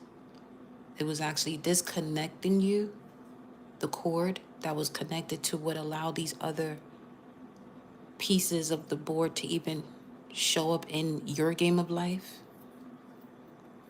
Okay, see, here's the thing. Because the way I'm reading on this energy right now is more so what's happening in the subconscious layer of things, even deeper than that. Where what's being is very similar to what we was doing before with something that was moving too quickly forward, and it had to be paused and slow down to come back around and pick up and remove anything that was in the way from it actually progressing as quickly as it was.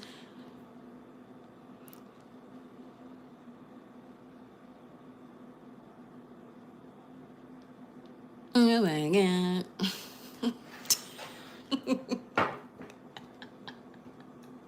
Yo.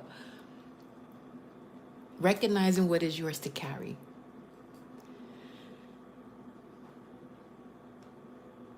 Because in the past, because what you were carrying was more so learned from family, culture, or past situations rather than chosen consciously by you. And now you're seeing where you were mentally conflicted and removing that. It's an uncomfortable situation you're in here. However, it's a consciously aware choice you're making to be inverted in this position and actually see it for what it is and obtain the knowledge. You have here this Thoth energy and the scarab, also connected to the divine feminine or the moon.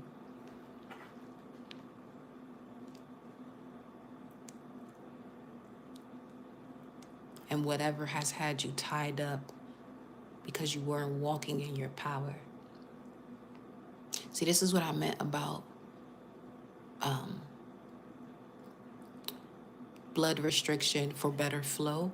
But here we have inversion for the blood to go towards the head for proper circulation to happen. So there could be the release of the cells, if we look at it this way, when it comes to the Christ oil that leaves the brain and goes into the sacral solar plexus, sits there for 2.5 days, and rises back up into the brain to release parts of yourselves that can heal yourself, that enables you to heal yourself.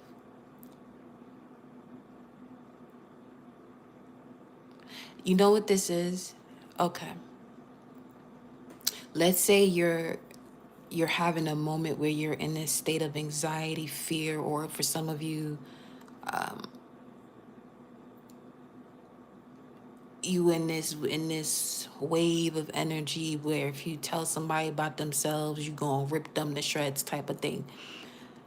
What happens is that energy comes up, and the energies that are assigned to you for something not to go overboard show up, and you immediately have this relaxing sensation flow through you where what allows you to calm down. And I'm seeing someone, this is when tears flow,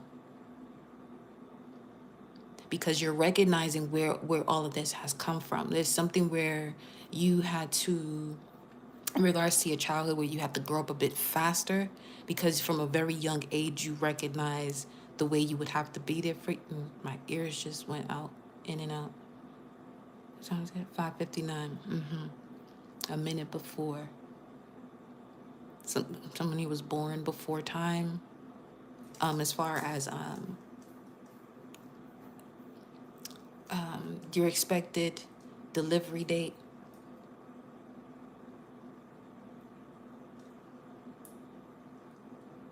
Okay.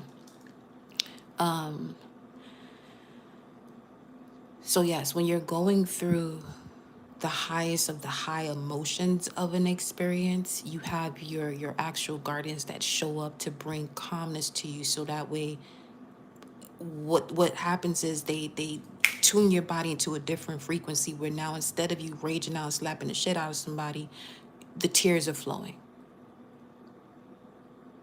which also alleviates your heart, which also brings you to a point where you recognize a decision you were going back and forth with when it comes to what is no longer sustainable and what you can no longer move forward with.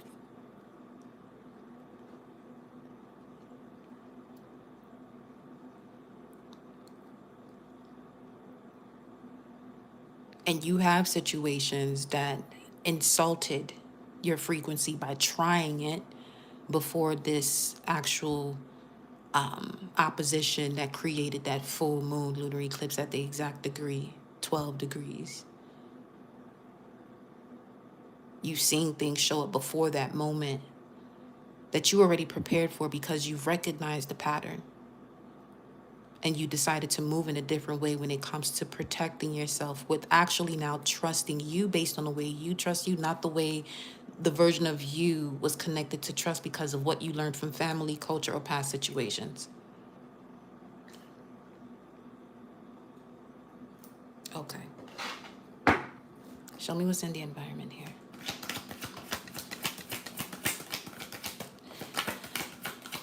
Oh my God, go away. Another 2. 222 portal alignment. Okay. Adjustments that were made then. And where was the moon then? Let's see.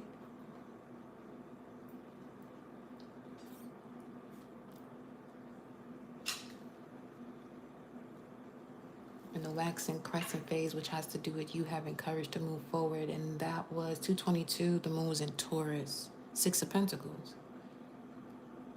Wait a minute. You have an opportunity here to work on something that wasn't clear to you from then, but now it's much clearer because of the way your nervous system has been shifted. Wherever there was pride in place can no longer be, and no longer is.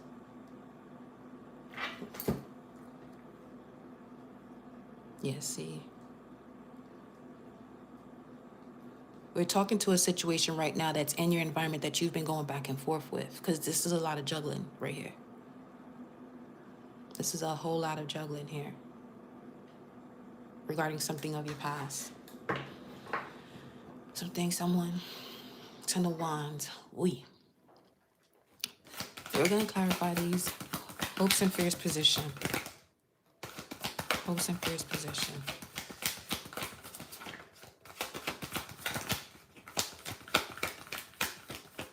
The challenge here is trust. Hopes and fears position.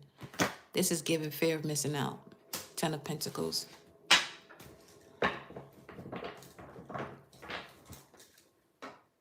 And a Sun card. Speaking of Moon and Taurus, there goes the bull. Usually it's a horse you see in the Sun card, but here we have Hathor, Venus. Okay. Moon's in Libra.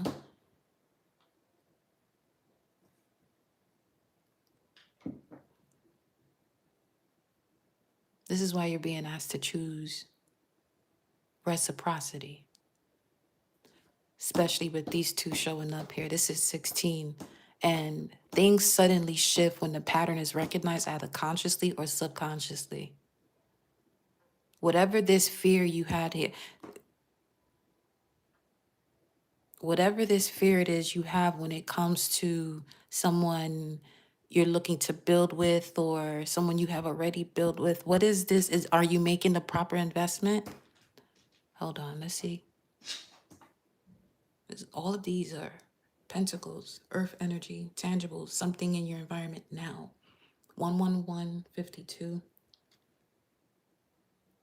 Something's being aligned to be mended. 18. That's the Moon card. Cycles. What is going on? Show me the outcome of this. We'll see once we clarify this. And there goes the Eight of Coins right here in regards to something you can be working on.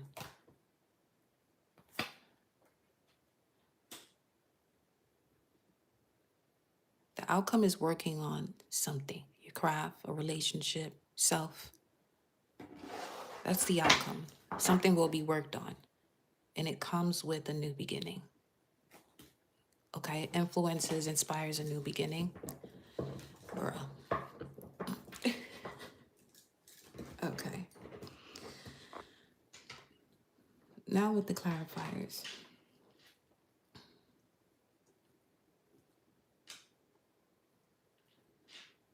Let's see which deck we're using to clarify.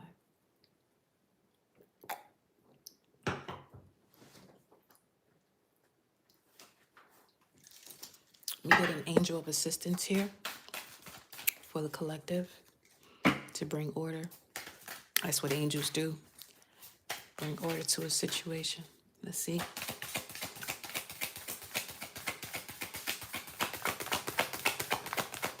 Yo, every time I use this deck when I'm not live, when I tell you Archangel Michael and Uriel be showing up, it's on some, listen, we here. Stop asking. Let's see. Dehiel. Certainly pronounce that possibly a different way. 29, 11, and 28 at the bottom of the deck here on this side. 7 of Wands, 6 of Wands.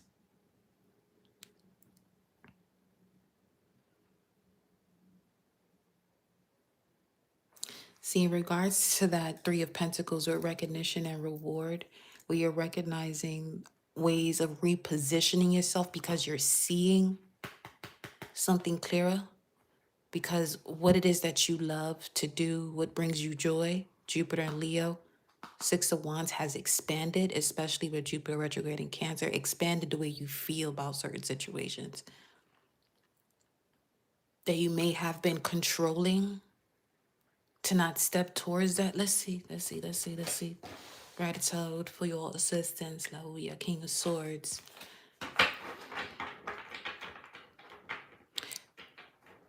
Air energy is pure force type of vibes. King of Swords in that essence.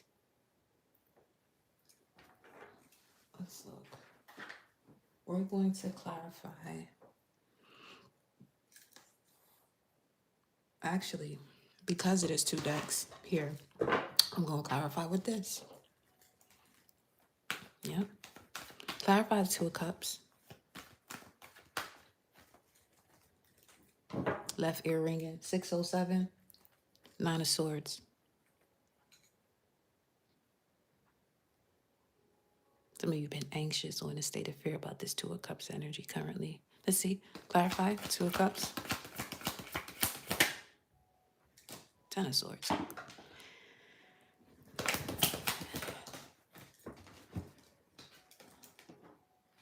Speaking of proper investment.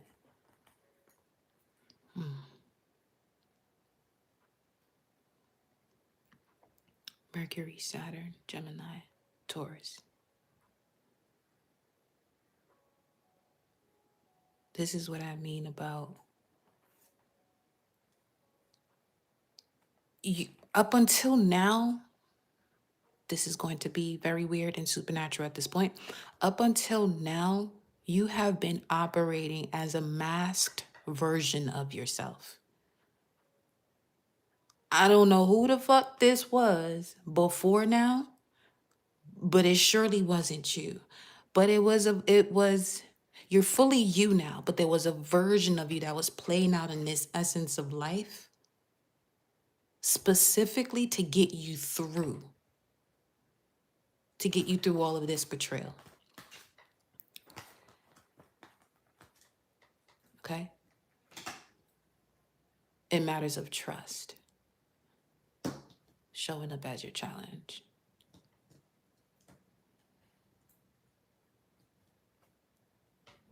Okay.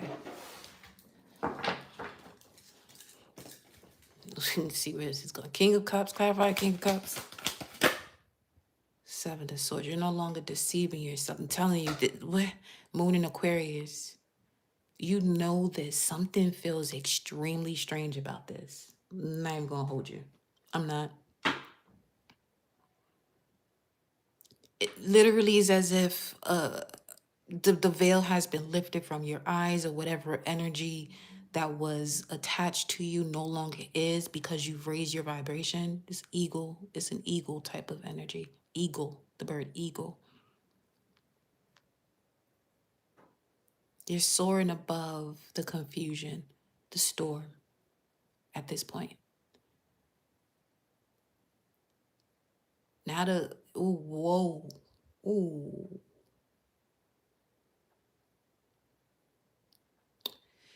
Hold up, wait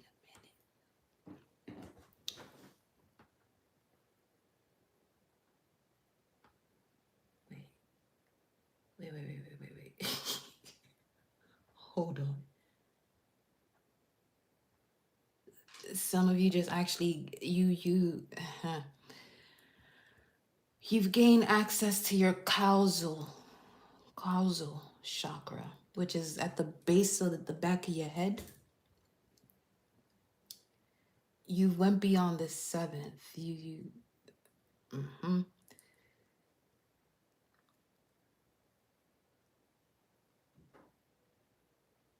Wait, let me see. 29, 28. Where would they land? Let me look before I even go any further than that. 28. Where y'all at? Dominions. I see, bro.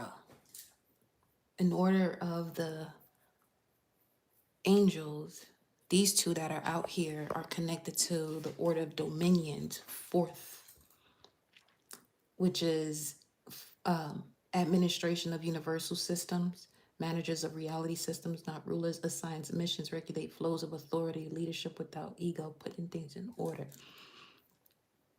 Cosmic governance. Okay. Got that. Hold on.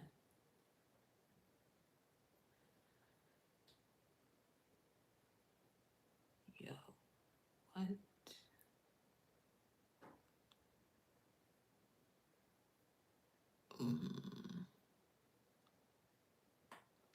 Let me see. Where y'all at?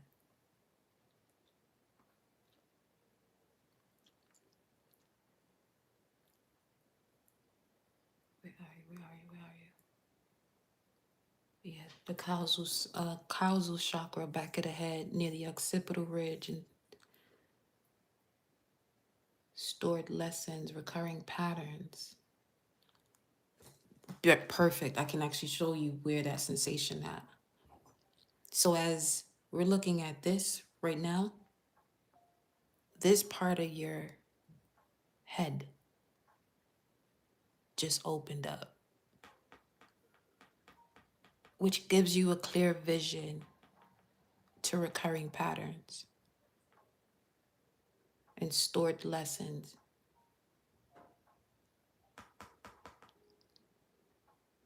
And as we were going through these messages, I felt the opening and it rushed right down. Yeah, see? Yeah, that's what this is. It rushed right down the spine. But you had to be in an uncomfortable position or an inverted position for that to happen. Okay. There goes the Ace of Cups and the Six of Swords. Moving towards unconditional love. Let's see.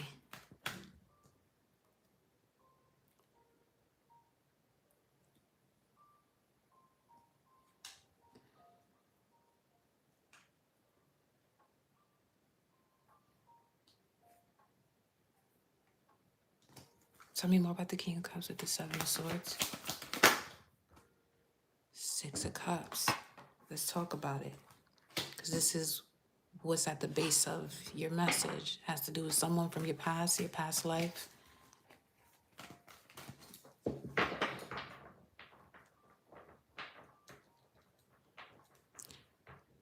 Tell me more about that before I go to Six of Cups.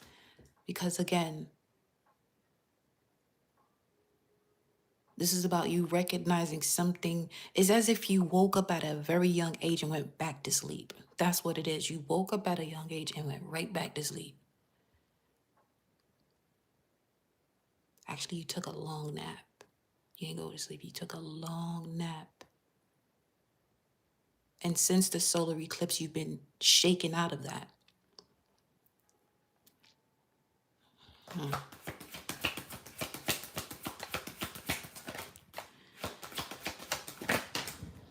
Yeah, because that's what's next. That's right now, literally.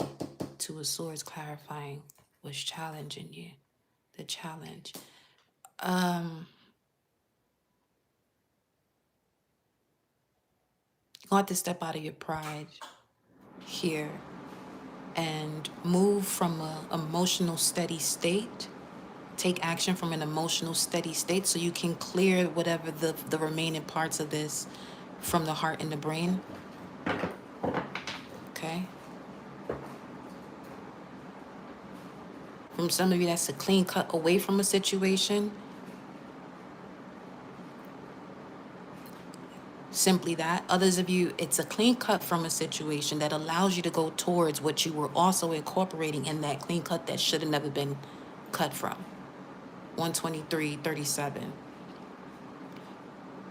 As far as the actual alignment degree and minute of the lunar eclipse, Pacific Standard Time was 3:37. 333 is also there, but in regards to the actual alignment was 12 degrees 53 minutes. At 333, it puts it at 12 degrees and 50 minutes anyway.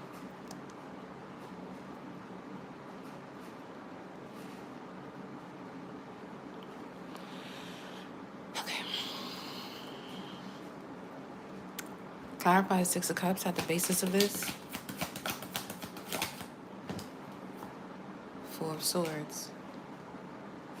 Healing the past by being shown the restrictions in it, through it, and King of Cups. That's what was just clarified there. That's wild. So wait, let me look at this all together. Seven of Swords. No longer deceiving yourself about what's not to be moved forward with for the long term.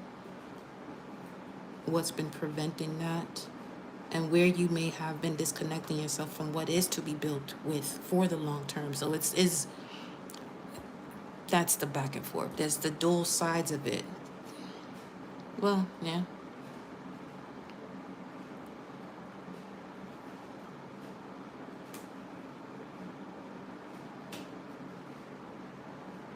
That's why the high priestess energy, the magic guardian, is here in hidden ways. So action is not impulsive. Action comes from an emotional steady state. Emotional steady state, I have to keep telling y'all that for whatever reason.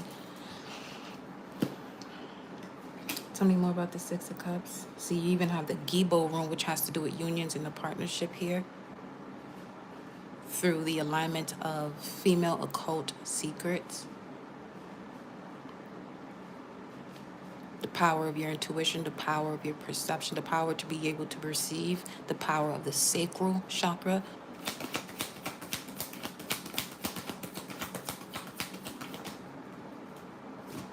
Whatever. I just smelled baked chicken in the church. Whatever. Okay? Listen, I'm just telling you what. Okay, full card.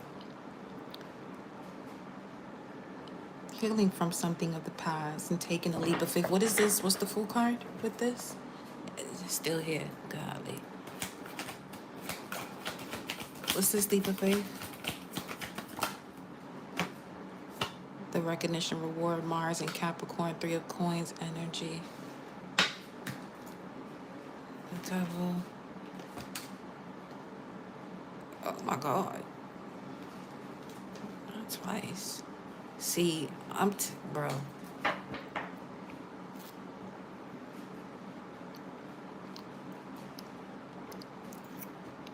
The devil's in the details, huh?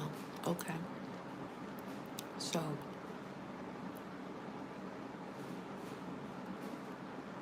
the moment you took yourself away from protecting energies that were using as emotional container is when you have your final release, or when you had your final release. And in having that final release, you're actually able to see, here's the way this is happening in regards to that.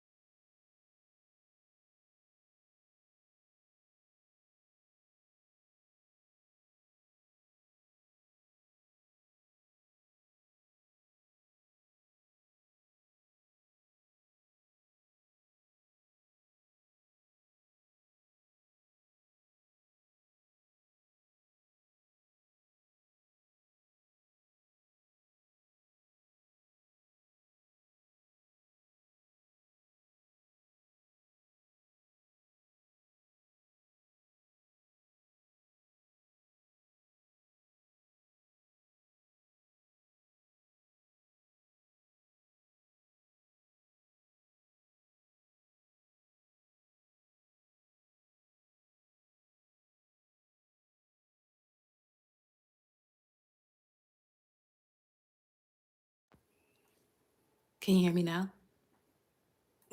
Can you hear me now? The alarm went off.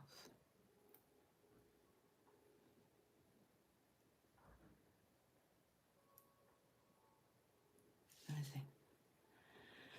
Uh,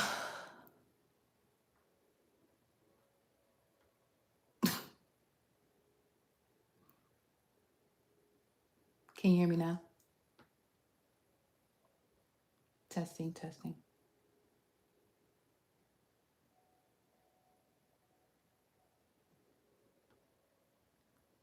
testing.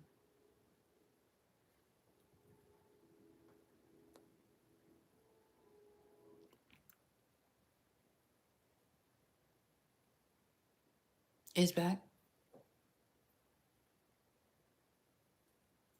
I'm checking on this side too. Let me see. Okay, yeah, I hear it. Okay, just wanna. All right. Okay. Got it. Got it. What was the last thing you did here?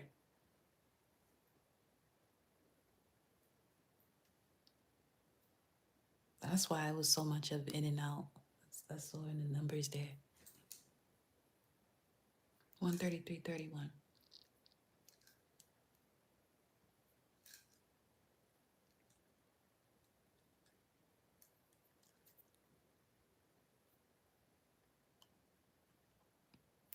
What was the most recent thing you heard?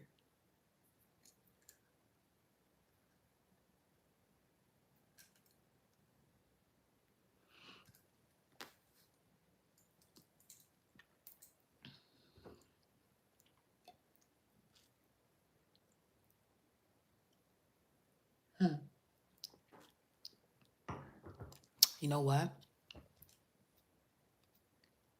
Yeah, let me see what's the most recent thing you heard, because that's actually similar to the vibes of you recognize something at a very young age and then you took a nap.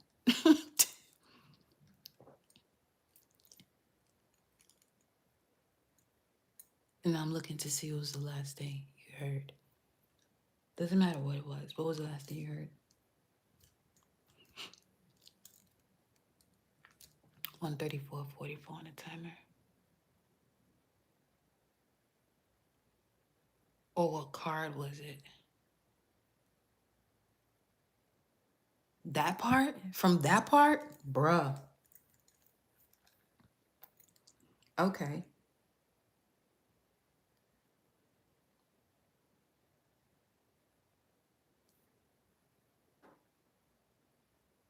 Acting out of. Huh?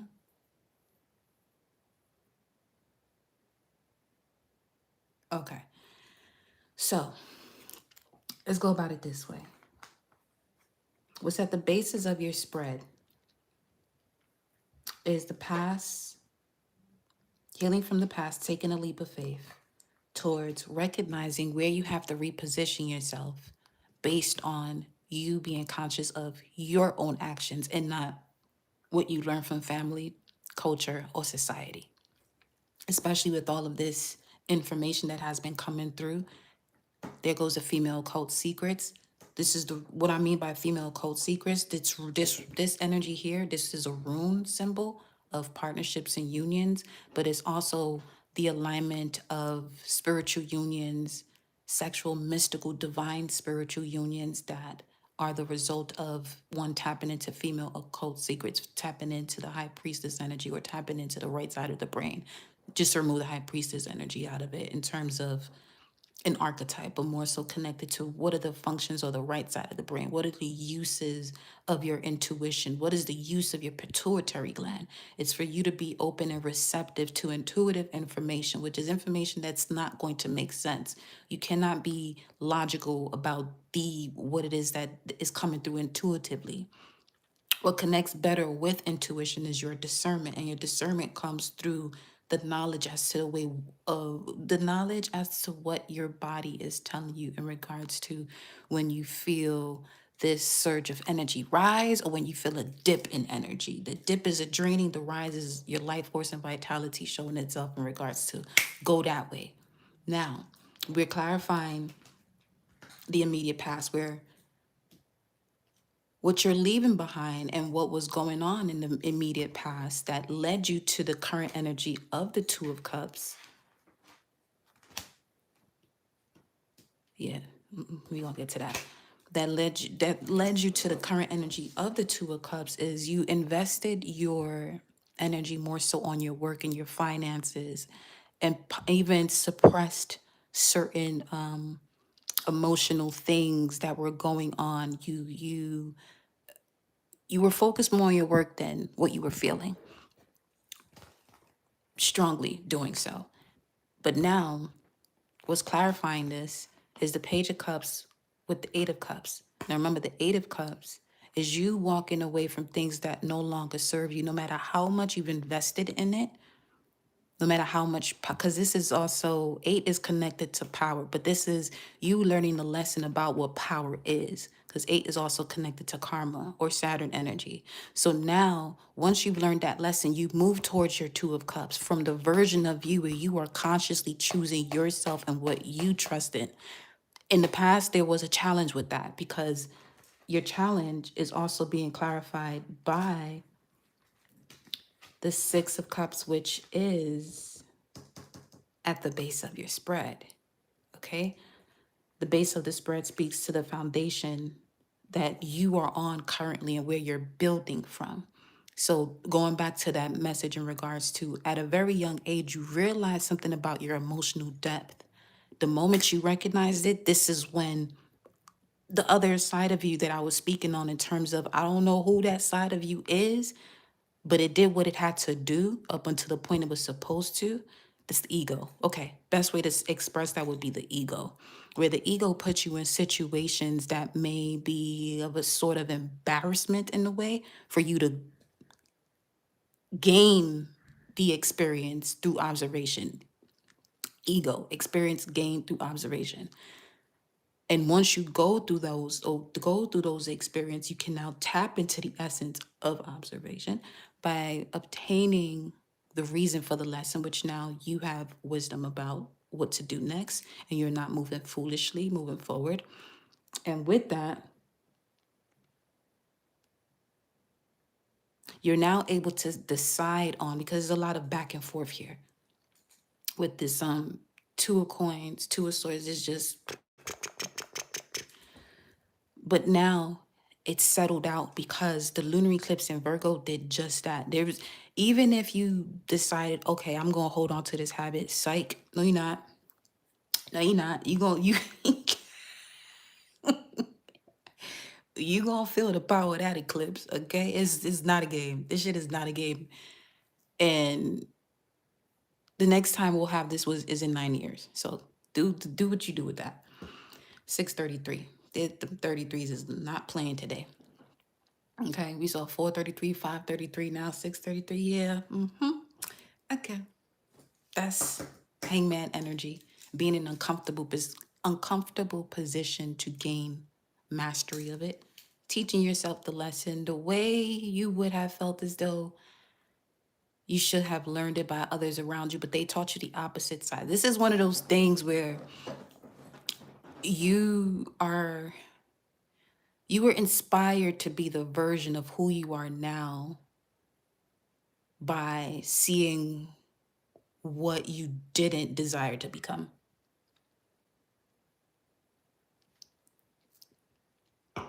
You know? You know what I mean? You know what I'm saying? You know what I mean? So, in attempting to apply that strength to focus on work and your finances, it did well for what it was supposed to at some point. Others of you, this is why it's important to make sure whatever is sitting on your heart right now about your next move. This is what I was saying about taking action from emotional steadiness. Because certain things that you're calling into your life in alignment to your desires You create a wall. It's the I declare wall when it came up. You create a wall in front of your identity because of a certain way you've had a habit of moving when it came to choosing you, choosing yourself, choosing your desire, choosing what you love, without proving a point to anybody as to the way you're going about something or why you're doing whatever. Yes, the ego does that intentionally. And since 2023, it has been placed in a position to follow the soul and not the other way around.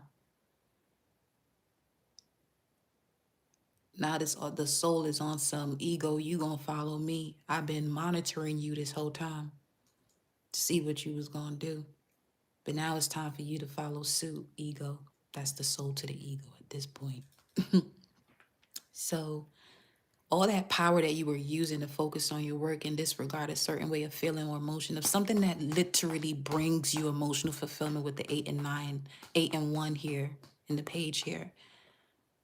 Your own power within yourself is literally, in terms of the soul being at the forefront, is on some, you ain't about to sit here and keep holding yourself back and giving yourself reasons from a society's point of view as to the way to move about your situation. What is your heart telling you? What is the wisdom of your body directing you to do? Stop worried about, the version of you that would respond from the wounded version of what your mother, your father did, and what this person's brother, what person's sister, this, all that extra shit. Emotional steadiness is you going back within yourself and making decisions from that point. Even if that means you sit there for a moment and enter the space where you are experiencing what it is that you love. Because you know how fast it is for you to decide on what brings you joy. And then immediately the ego steps in to protect you. Some of you have to sit with your ego until it stops protecting me by putting me in situations I've already learned from.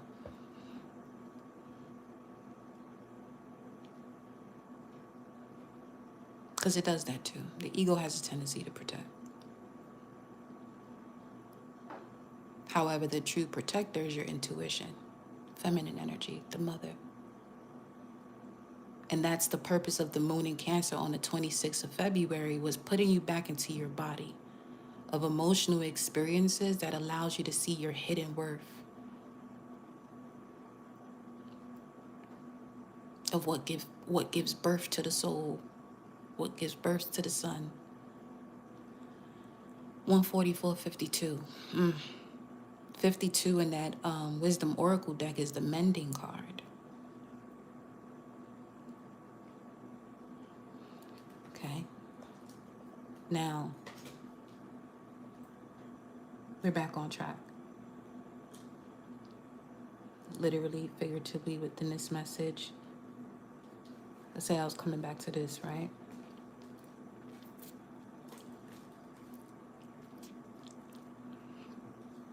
Excuse me.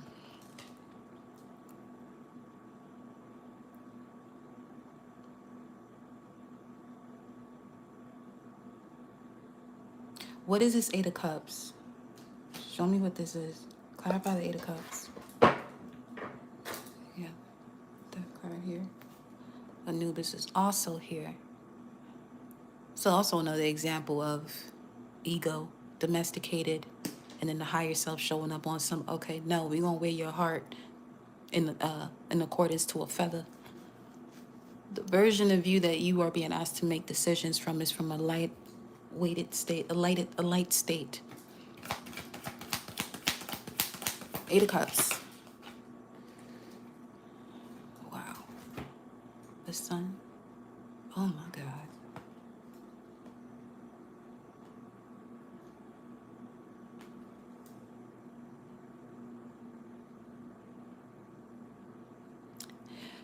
Okay, hold on.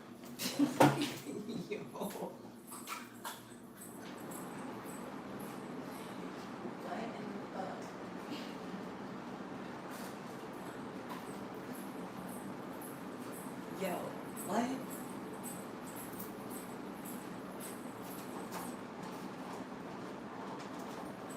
Hold on.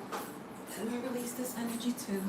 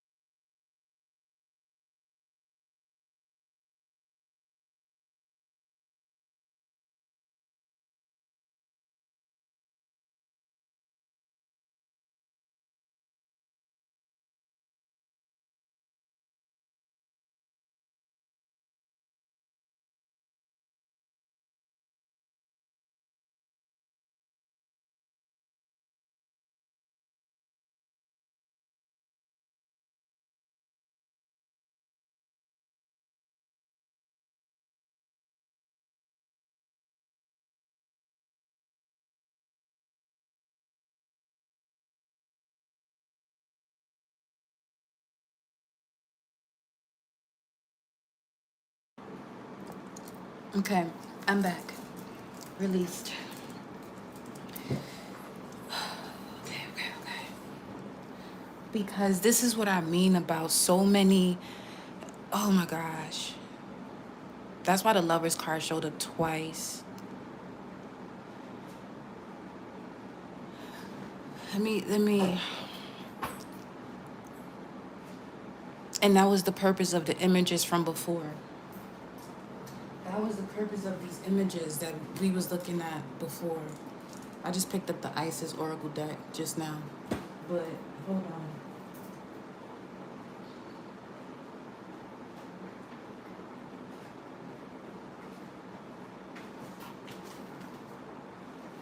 That was the purpose of these cards here.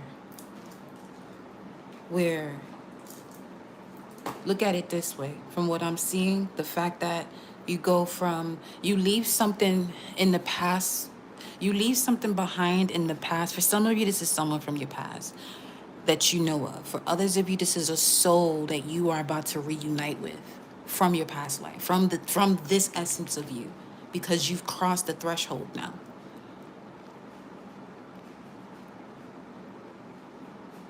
And this is what I mean about within the past week, you've experienced many ages of yourself within just 7 days. And now you're breaking through that.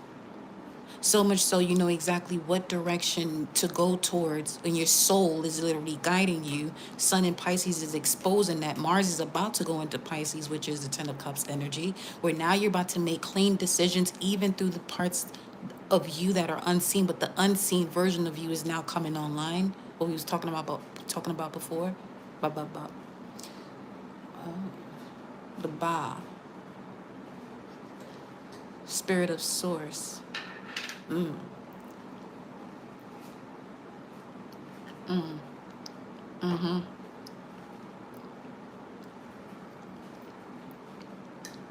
Listen. All I know is that shit about to get real if you're honest with yourself. If you're being transparent with yourself. Shit about to get real. Some of you been calling on certain things in your life that you desire. And if what you're calling on is showed up right now, would you be ready for it?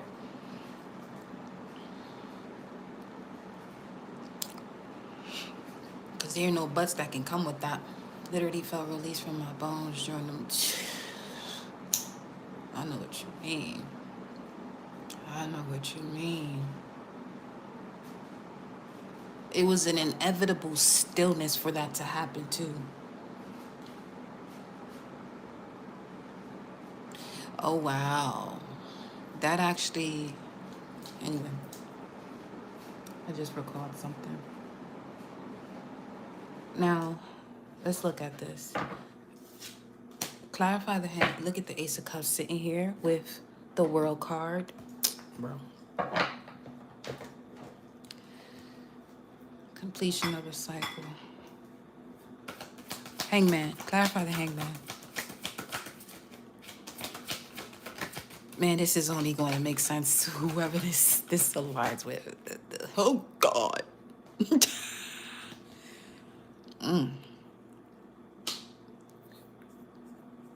What? Okay. Hold the fuck up. Ow. Put my finger in my eye.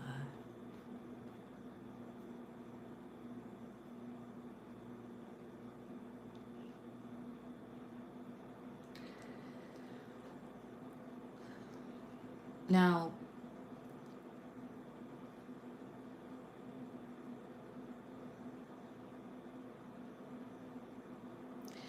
the Tower is when lightning strikes, but it's not random. It's direct hit. You know what? There's one of those angel cards that it says look for a sign. You've been looking for, this is what I mean about calling on these angels. You asking for a sign and the sign comes. And it's still an uncomfortable situation. First and foremost, the uncomfortable situation was the first portal. What you recognize in that uncomfortable situation when the lightning bolt comes through. because you can no longer be cognitively dissonant from the situation. Especially when it comes to belief systems that can no longer sustain your reality.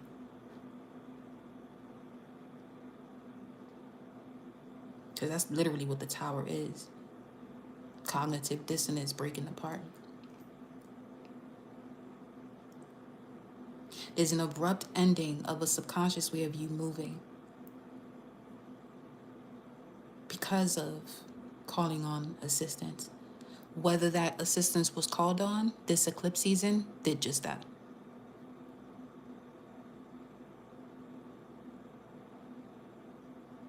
And the beauty of Mercury retrograde through these 2 eclipse seasons, the next one is at the end of this year, is that Mercury will be going retrograde in the element of water, your emotions, your perception, helping you to regain consciousness of the subconscious, where it's not on autopilot anymore.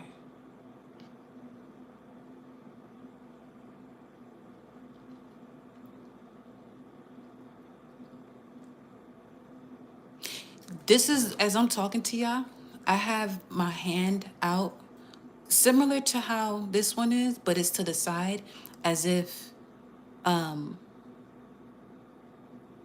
being the conductor of an orchestra and holding one side of the band while the others play.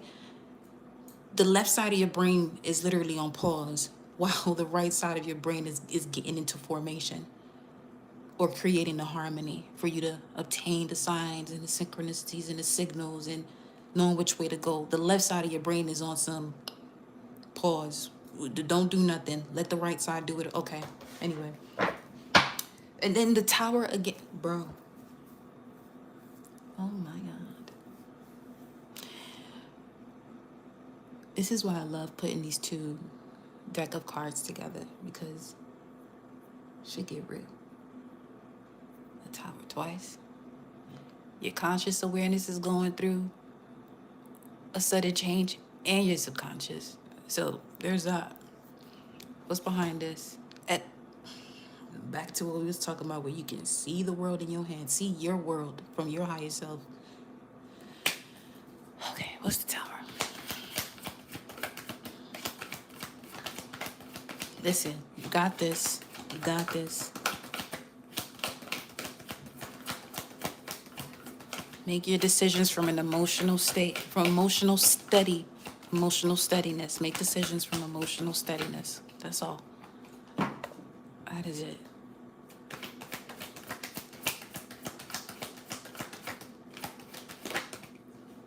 Oh my gosh. 3 major arcanas on your dome head. On your dome head. You know what? Whatever. Oh, shit.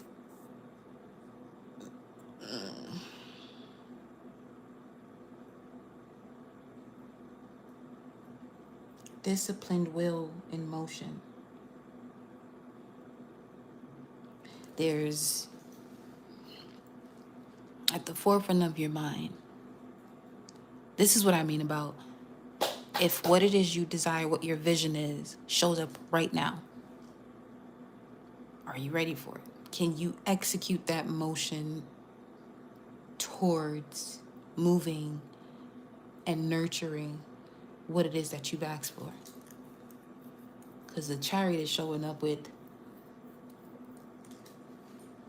clarifying the Tower. Cognitive dissonance being dismantled, so that way you can have focused ambition and strategic drive to move forward despite any internal contradictions. So this would literally be going towards something that you would use all your will and power to connect to pride as to why you wasn't doing something before. That's what I mean about your pride won't even be able to get in the way, because you're going towards your soul's immortal spirit and purpose, towards emotional fulfillment for yourself and things around you as well.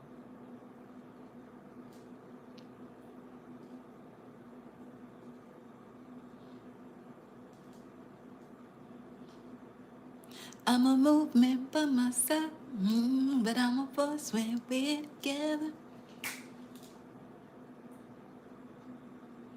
Yeah, that type of energy. The light and the dark right there.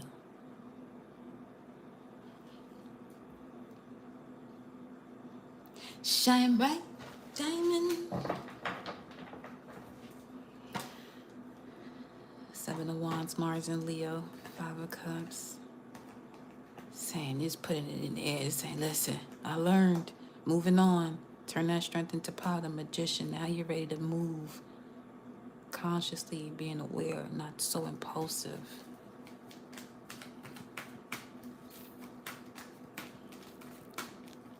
Show me the Chariot. Smell green peppers.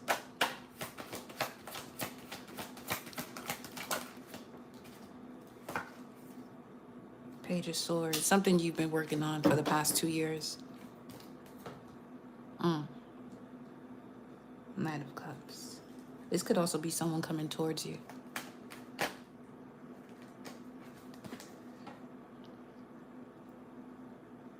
Yeah. The illusions are stripped away. Whatever these illusions you were holding on to the past 2 years, that's what the Tower is dismantling so you can go towards, move forward without internal contradictions.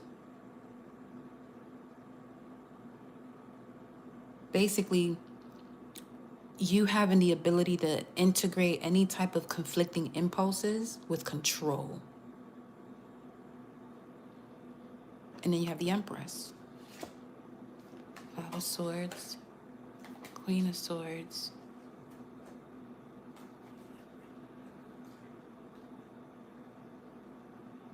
This has to do with the way your mind has been shaped. It wasn't, it's from some of, yeah, this had to do with the way your mental state was, had everything to do with your mom or from the womb, from the bloodline, from your ancestors, and you're the one that's breaking that by really connecting to the truth of your value. Taurus, King of Pentacles, Three of Wands, Plan in Motion, Knight of Cups, Invitation. Let me see what's this. The Judgment. Whoa. Oh, wow.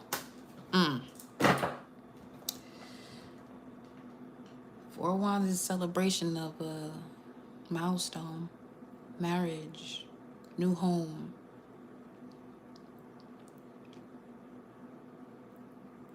That's why the major advice here is to go towards reciprocity, making decisions based off emotional steadiness, so that way you can reconnect with the heart that's actually holding. It's the holding place, the vortex of where all these other things that you're asking for is. But if you're not connected to your heart because of past situations, it's the only thing that's blocking you. Your perception of things that has gone on, that's affecting your nervous system. Congratulations.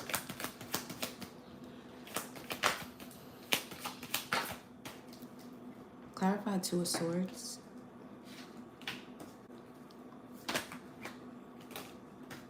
Yeah, you're no longer conflicted, stepping into your power. Queen of yeah, see? And that's something from the immediate past. You transformed something from the immediate past, from the past. It made you, it allowed you to step into your power. Everything, there's something from your past you're returning to. Especially while Mercury is in Pisces too. Some of you, you're returning to something to actually gain clarity as to why you're moving away from it. Others of you, you're rebuilding from the version of you that is you consciously aware and choosing your reality and not from a wounded state. With victory and success. Clarify the advice for Six of Coins. Yeah, see, this is clarifying again on what I'm being shown immediately. Ten of Wands. Okay, you've learned your lesson in regards to the way you're seeing things and not disregarding what it is that you are seeing. Being shown immediately, clarifying the Six of Coins. In the environment, you have the Two of Coins, but your outcome is the Eight of Coins. So the outcome is you will be working on something. And let me go straight to that. You have to drop a major burden, which means you're no longer carrying other people's shit. It was getting in the way of you even seeing yourself fully. And now you're breaking out. You're breaking out of it. Some of you literally went through a breakout of the skin because you were that's how much you were releasing in regards to these energies. Within the past 2 years, you may have encountered a lot going on with your skin, especially if you were able to be in a state of solitude, consciously aware, disconnecting, so that way you can actually gain clarity. Whatever was still sitting within you literally started to just show itself on the skin and release itself. Okay. Let's yeah, look, wow. Yeah, for sure. That's what the Hermit is. Not avoiding connections, consciously disconnecting just to gain further clarity. 6:56 on the timer.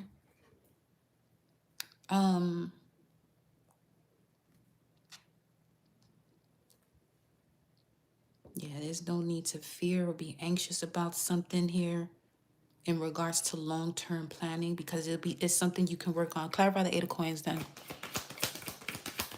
New foundation, new beginning, new identity. Ah, Shay.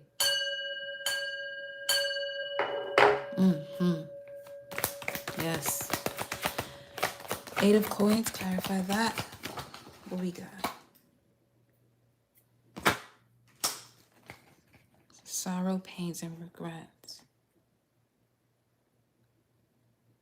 You're releasing yourself from what you thought was a loss. You're that's what's leaving your nervous system, what you thought was a loss. You're seeing the higher perspective of it.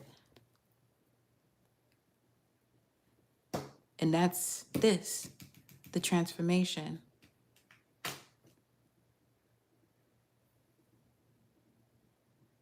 Again, this is seeing yourself from a very young age, the power that you have.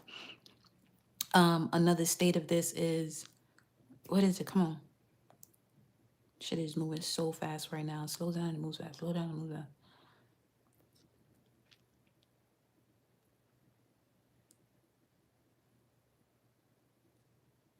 That's pretty much it right there. Where you were having to protect yourself. And you didn't recognize what you was doing though, but now you do. You recognize every piece of the puzzle. Yeah, consciously aware of things that were hidden. And there goes the eagle right behind it even. These are all different versions of you. But now you're embodying it all at one time because you can actually handle it. And in doing so, that means you're in this state where you're becoming a conscious creator of your reality.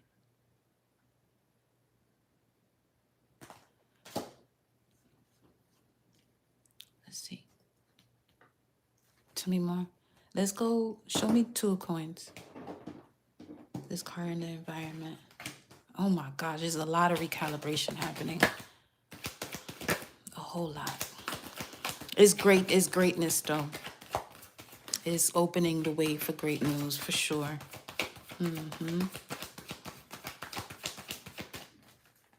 166.55.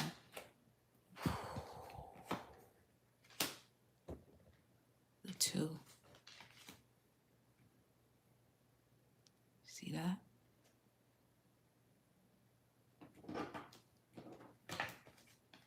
Let me see.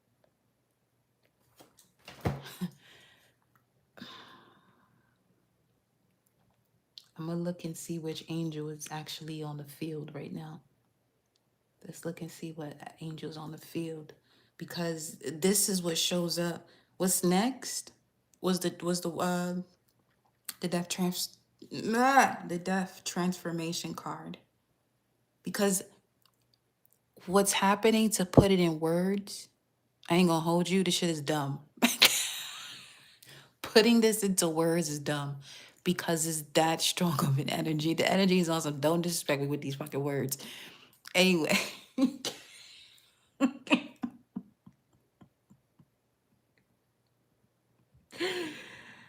Yo. it's really giving a higher self and recognizing what it means to be a human on earth, and humans really not getting it. But now, y'all collective, y'all get it. Y'all get it. So this is what I'm saying. This message is for those who have, you're obviously a very deep empath. Your sensitivity is at a whole other level. Your sensitivity is at a whole other level. Because even if you're someone who doesn't have tarot cards and you're looking at these images, oh, they're the version of you that understands this. Oh, it's active. Because I could feel how the words aren't enough. That's why the imagery is so important right now. Because temperance shows up literally after ego dissolution of the transformation card, which you have evidently gone through the process, especially the past 2 years while Saturn was in Pisces and pointing at the Page of Swords. And now you're standing in your inner authority with an alignment to your darkness, to the shadow. This is a perfect representation of having control over your demons so they don't control you, and being connected to higher angles of light.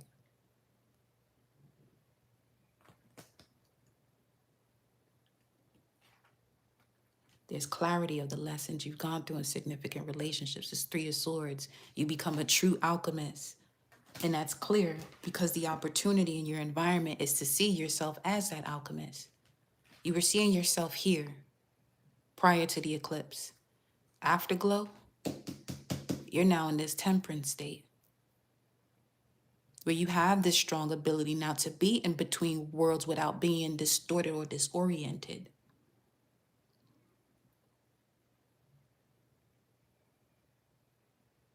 Where now you can basically integrate what you once saw as incompatible and step further into your emotional equilibrium. Where now there's a healthy pace to life. When it comes time to exchange, especially that was the message here earlier, exchange energy to create abundance. You're now able to do so with the merging of extremes into coherence. It's basically the nervous system that finds a middle path between, let's say, hyperactivation and collapse. I mean, the fact that when the tower came out, tower's at the bottom of the deck. So this is how I know y'all really on some shit right now. It's amazing too. Whatever was on hold, because Jupiter in Capricorn doesn't receive its abundance until it masters the lesson. Not learn the lesson, master the lesson when you can teach it. That's 33 up there, the hangman. You had to build or realign with the spine and really get into that causal chakra where you're able to recognize deeper patterns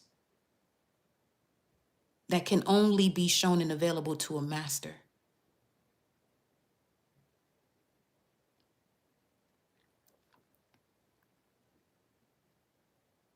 When you're ready to master something, yeah. That final boss battle, that's what you stepped in, through, and now out of with the assistance of the lunar eclipse in Virgo. Recalibrating your nervous system to be able to see it, move through it differently. And all it took was for you to drop whatever it was that you were carrying that wasn't for you to carry.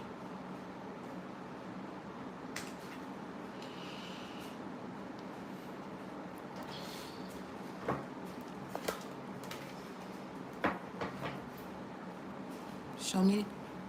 I almost said the Hermit. Anywho. You understand timing, dosage, and proportions now. Welcome to the other side of reality. Literally. Temperance. It went to the past thing here. It's it's been a long time coming. That's Virgo right there. Uh-huh. Yeah, what's this on its way to you though? But this is the plan in motion, Knight of Cups. Ooh, divine love, proposals being approved, judgment, okay. For hey, show me Knight of Pentacles with temperance. Ah, scream right now. Okay. That was that was me screaming slowly. I mean, lowly. Ah, yeah, yeah. Nursing the gestation period. Yes, yes, yes. 10 of Wands, yeah, releasing. This is being very overprotective over the inner child instead of allowing the inner child to participate. That's also what one is balancing out,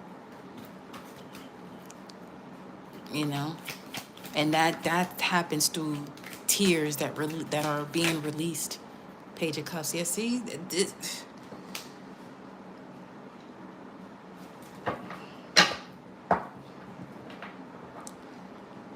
listen. What's Page of Cups? What's this coming in that took a minute? Something that's been taking long to arrive shows up. Page of Cups. Oh, you in Empress mode, effortlessly abundant. What used to be a fear no longer is. You've regained your stability. You've regained your grounding with the Ten of Pentacles here showing up in that position also. Literally, because the High Priestess is actually interior gestation and the Empress is the visible growth thereof.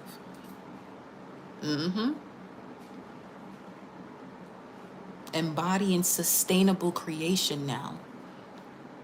Knowing when to nourish and when to allow independence, respecting the rhythms of life. Honoring your body as sacred intelligence now.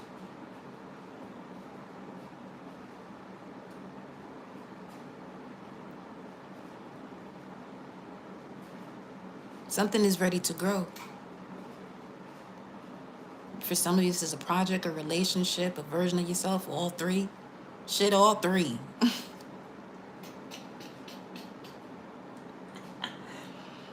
Allowing pleasure without being apologetic about it.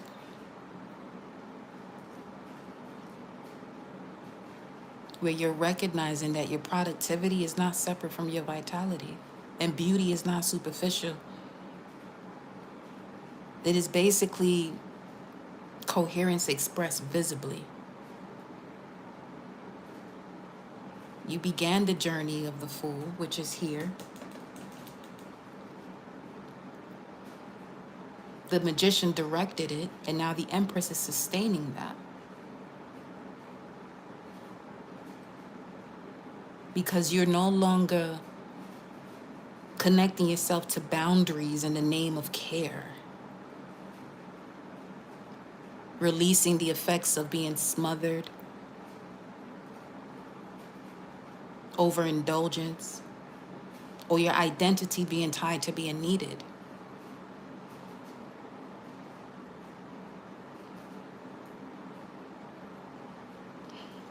And there goes a Fool card, by the way, at the bottom of the deck, too. Why is the Ten of Pentacles in the hopes and fears position? Where's this coming from? Why is the Ten of Pentacles there?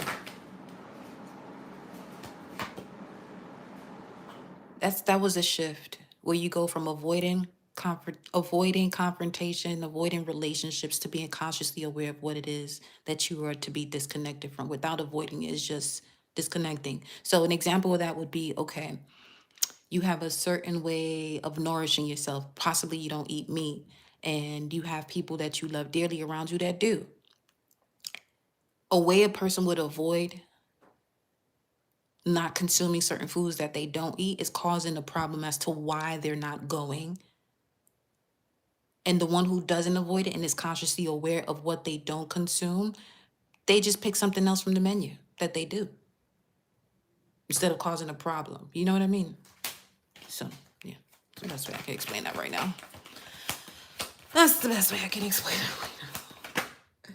Yeah, completing the cycle. God, these cards is fire though. Hold on. You're done with that.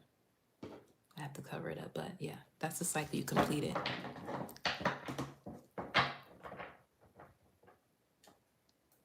And the outcome is releasing from the nervous system this sense of emotional loss that would create the essence of avoiding. There we go. Star energy. Who's this? Wow. Okay. Back to the Two of Pentacles. What's behind this? Wait. Okay. Queen of Swords. You make it very clear and known about what it is you're no longer carrying. And you nurture yourself and your nervous system back into health, Venus and Virgo. Clarify. Eight of Pentacles with the Five of Cups.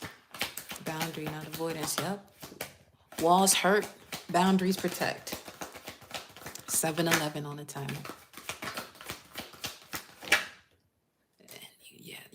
You're aware now. There she goes. There she goes. Now she shows up. She said, yeah, that's what it is. You become aware of yourself, your inner knowing. And now you know that none of it was a loss. It was all part of the journey. And then the Emperor at the bottom of the deck. Look at this. This, you can't, come on now. What? Good night.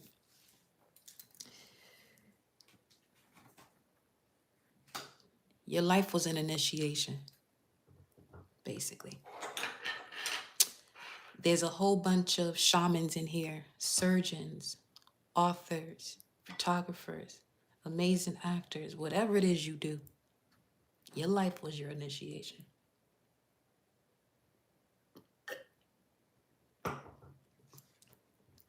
No one else had to place hands on you. Your own life was your initiation. Okay? What is this? Right.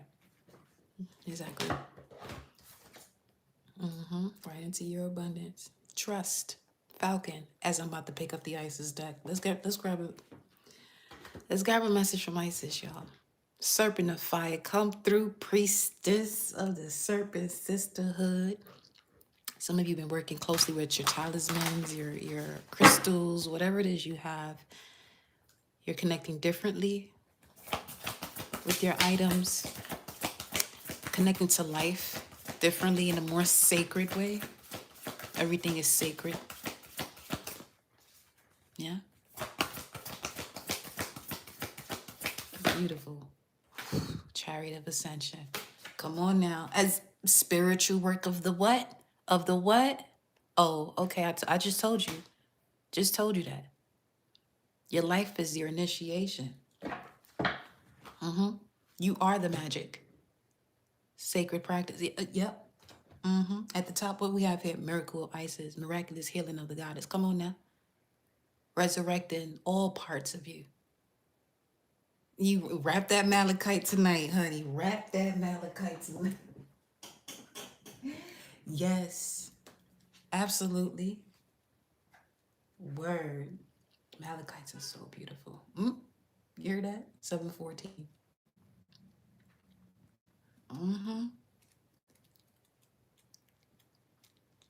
I'm over here cheese.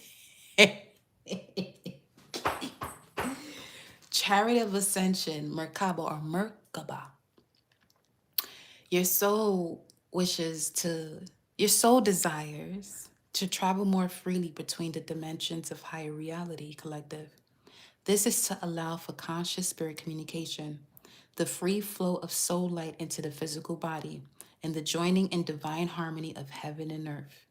It requires a powerful consciousness to do this, and your life was the initiation to do so. The Merkaba, Chariot of Ascension, and Soul Fire is the spiritual gift to attain these divine purposes now available to you as a high initiate. There are times when the soul becomes ambitious and desires to live its entire light and conscious oneness with all expressions of its being, including the physical body. It may desire to do so simply because it is the nature of all beings to eventually realize themselves as divine, or because it requires specific new skills to be available to the human expression in the physical body so it can continue with its divine purpose. Those skills might be channeling divine energy or consciousness for healing, traveling easily between the worlds for conscious spirit communication. I just paused because I looked at what page it was on. Guidance that is special spiritual to your attention that will help be an advanced practice and journey to reach the higher. Just read this part from what was shown here. To create or any number of, gaining greater artistic, easily between channeling divine. Good night.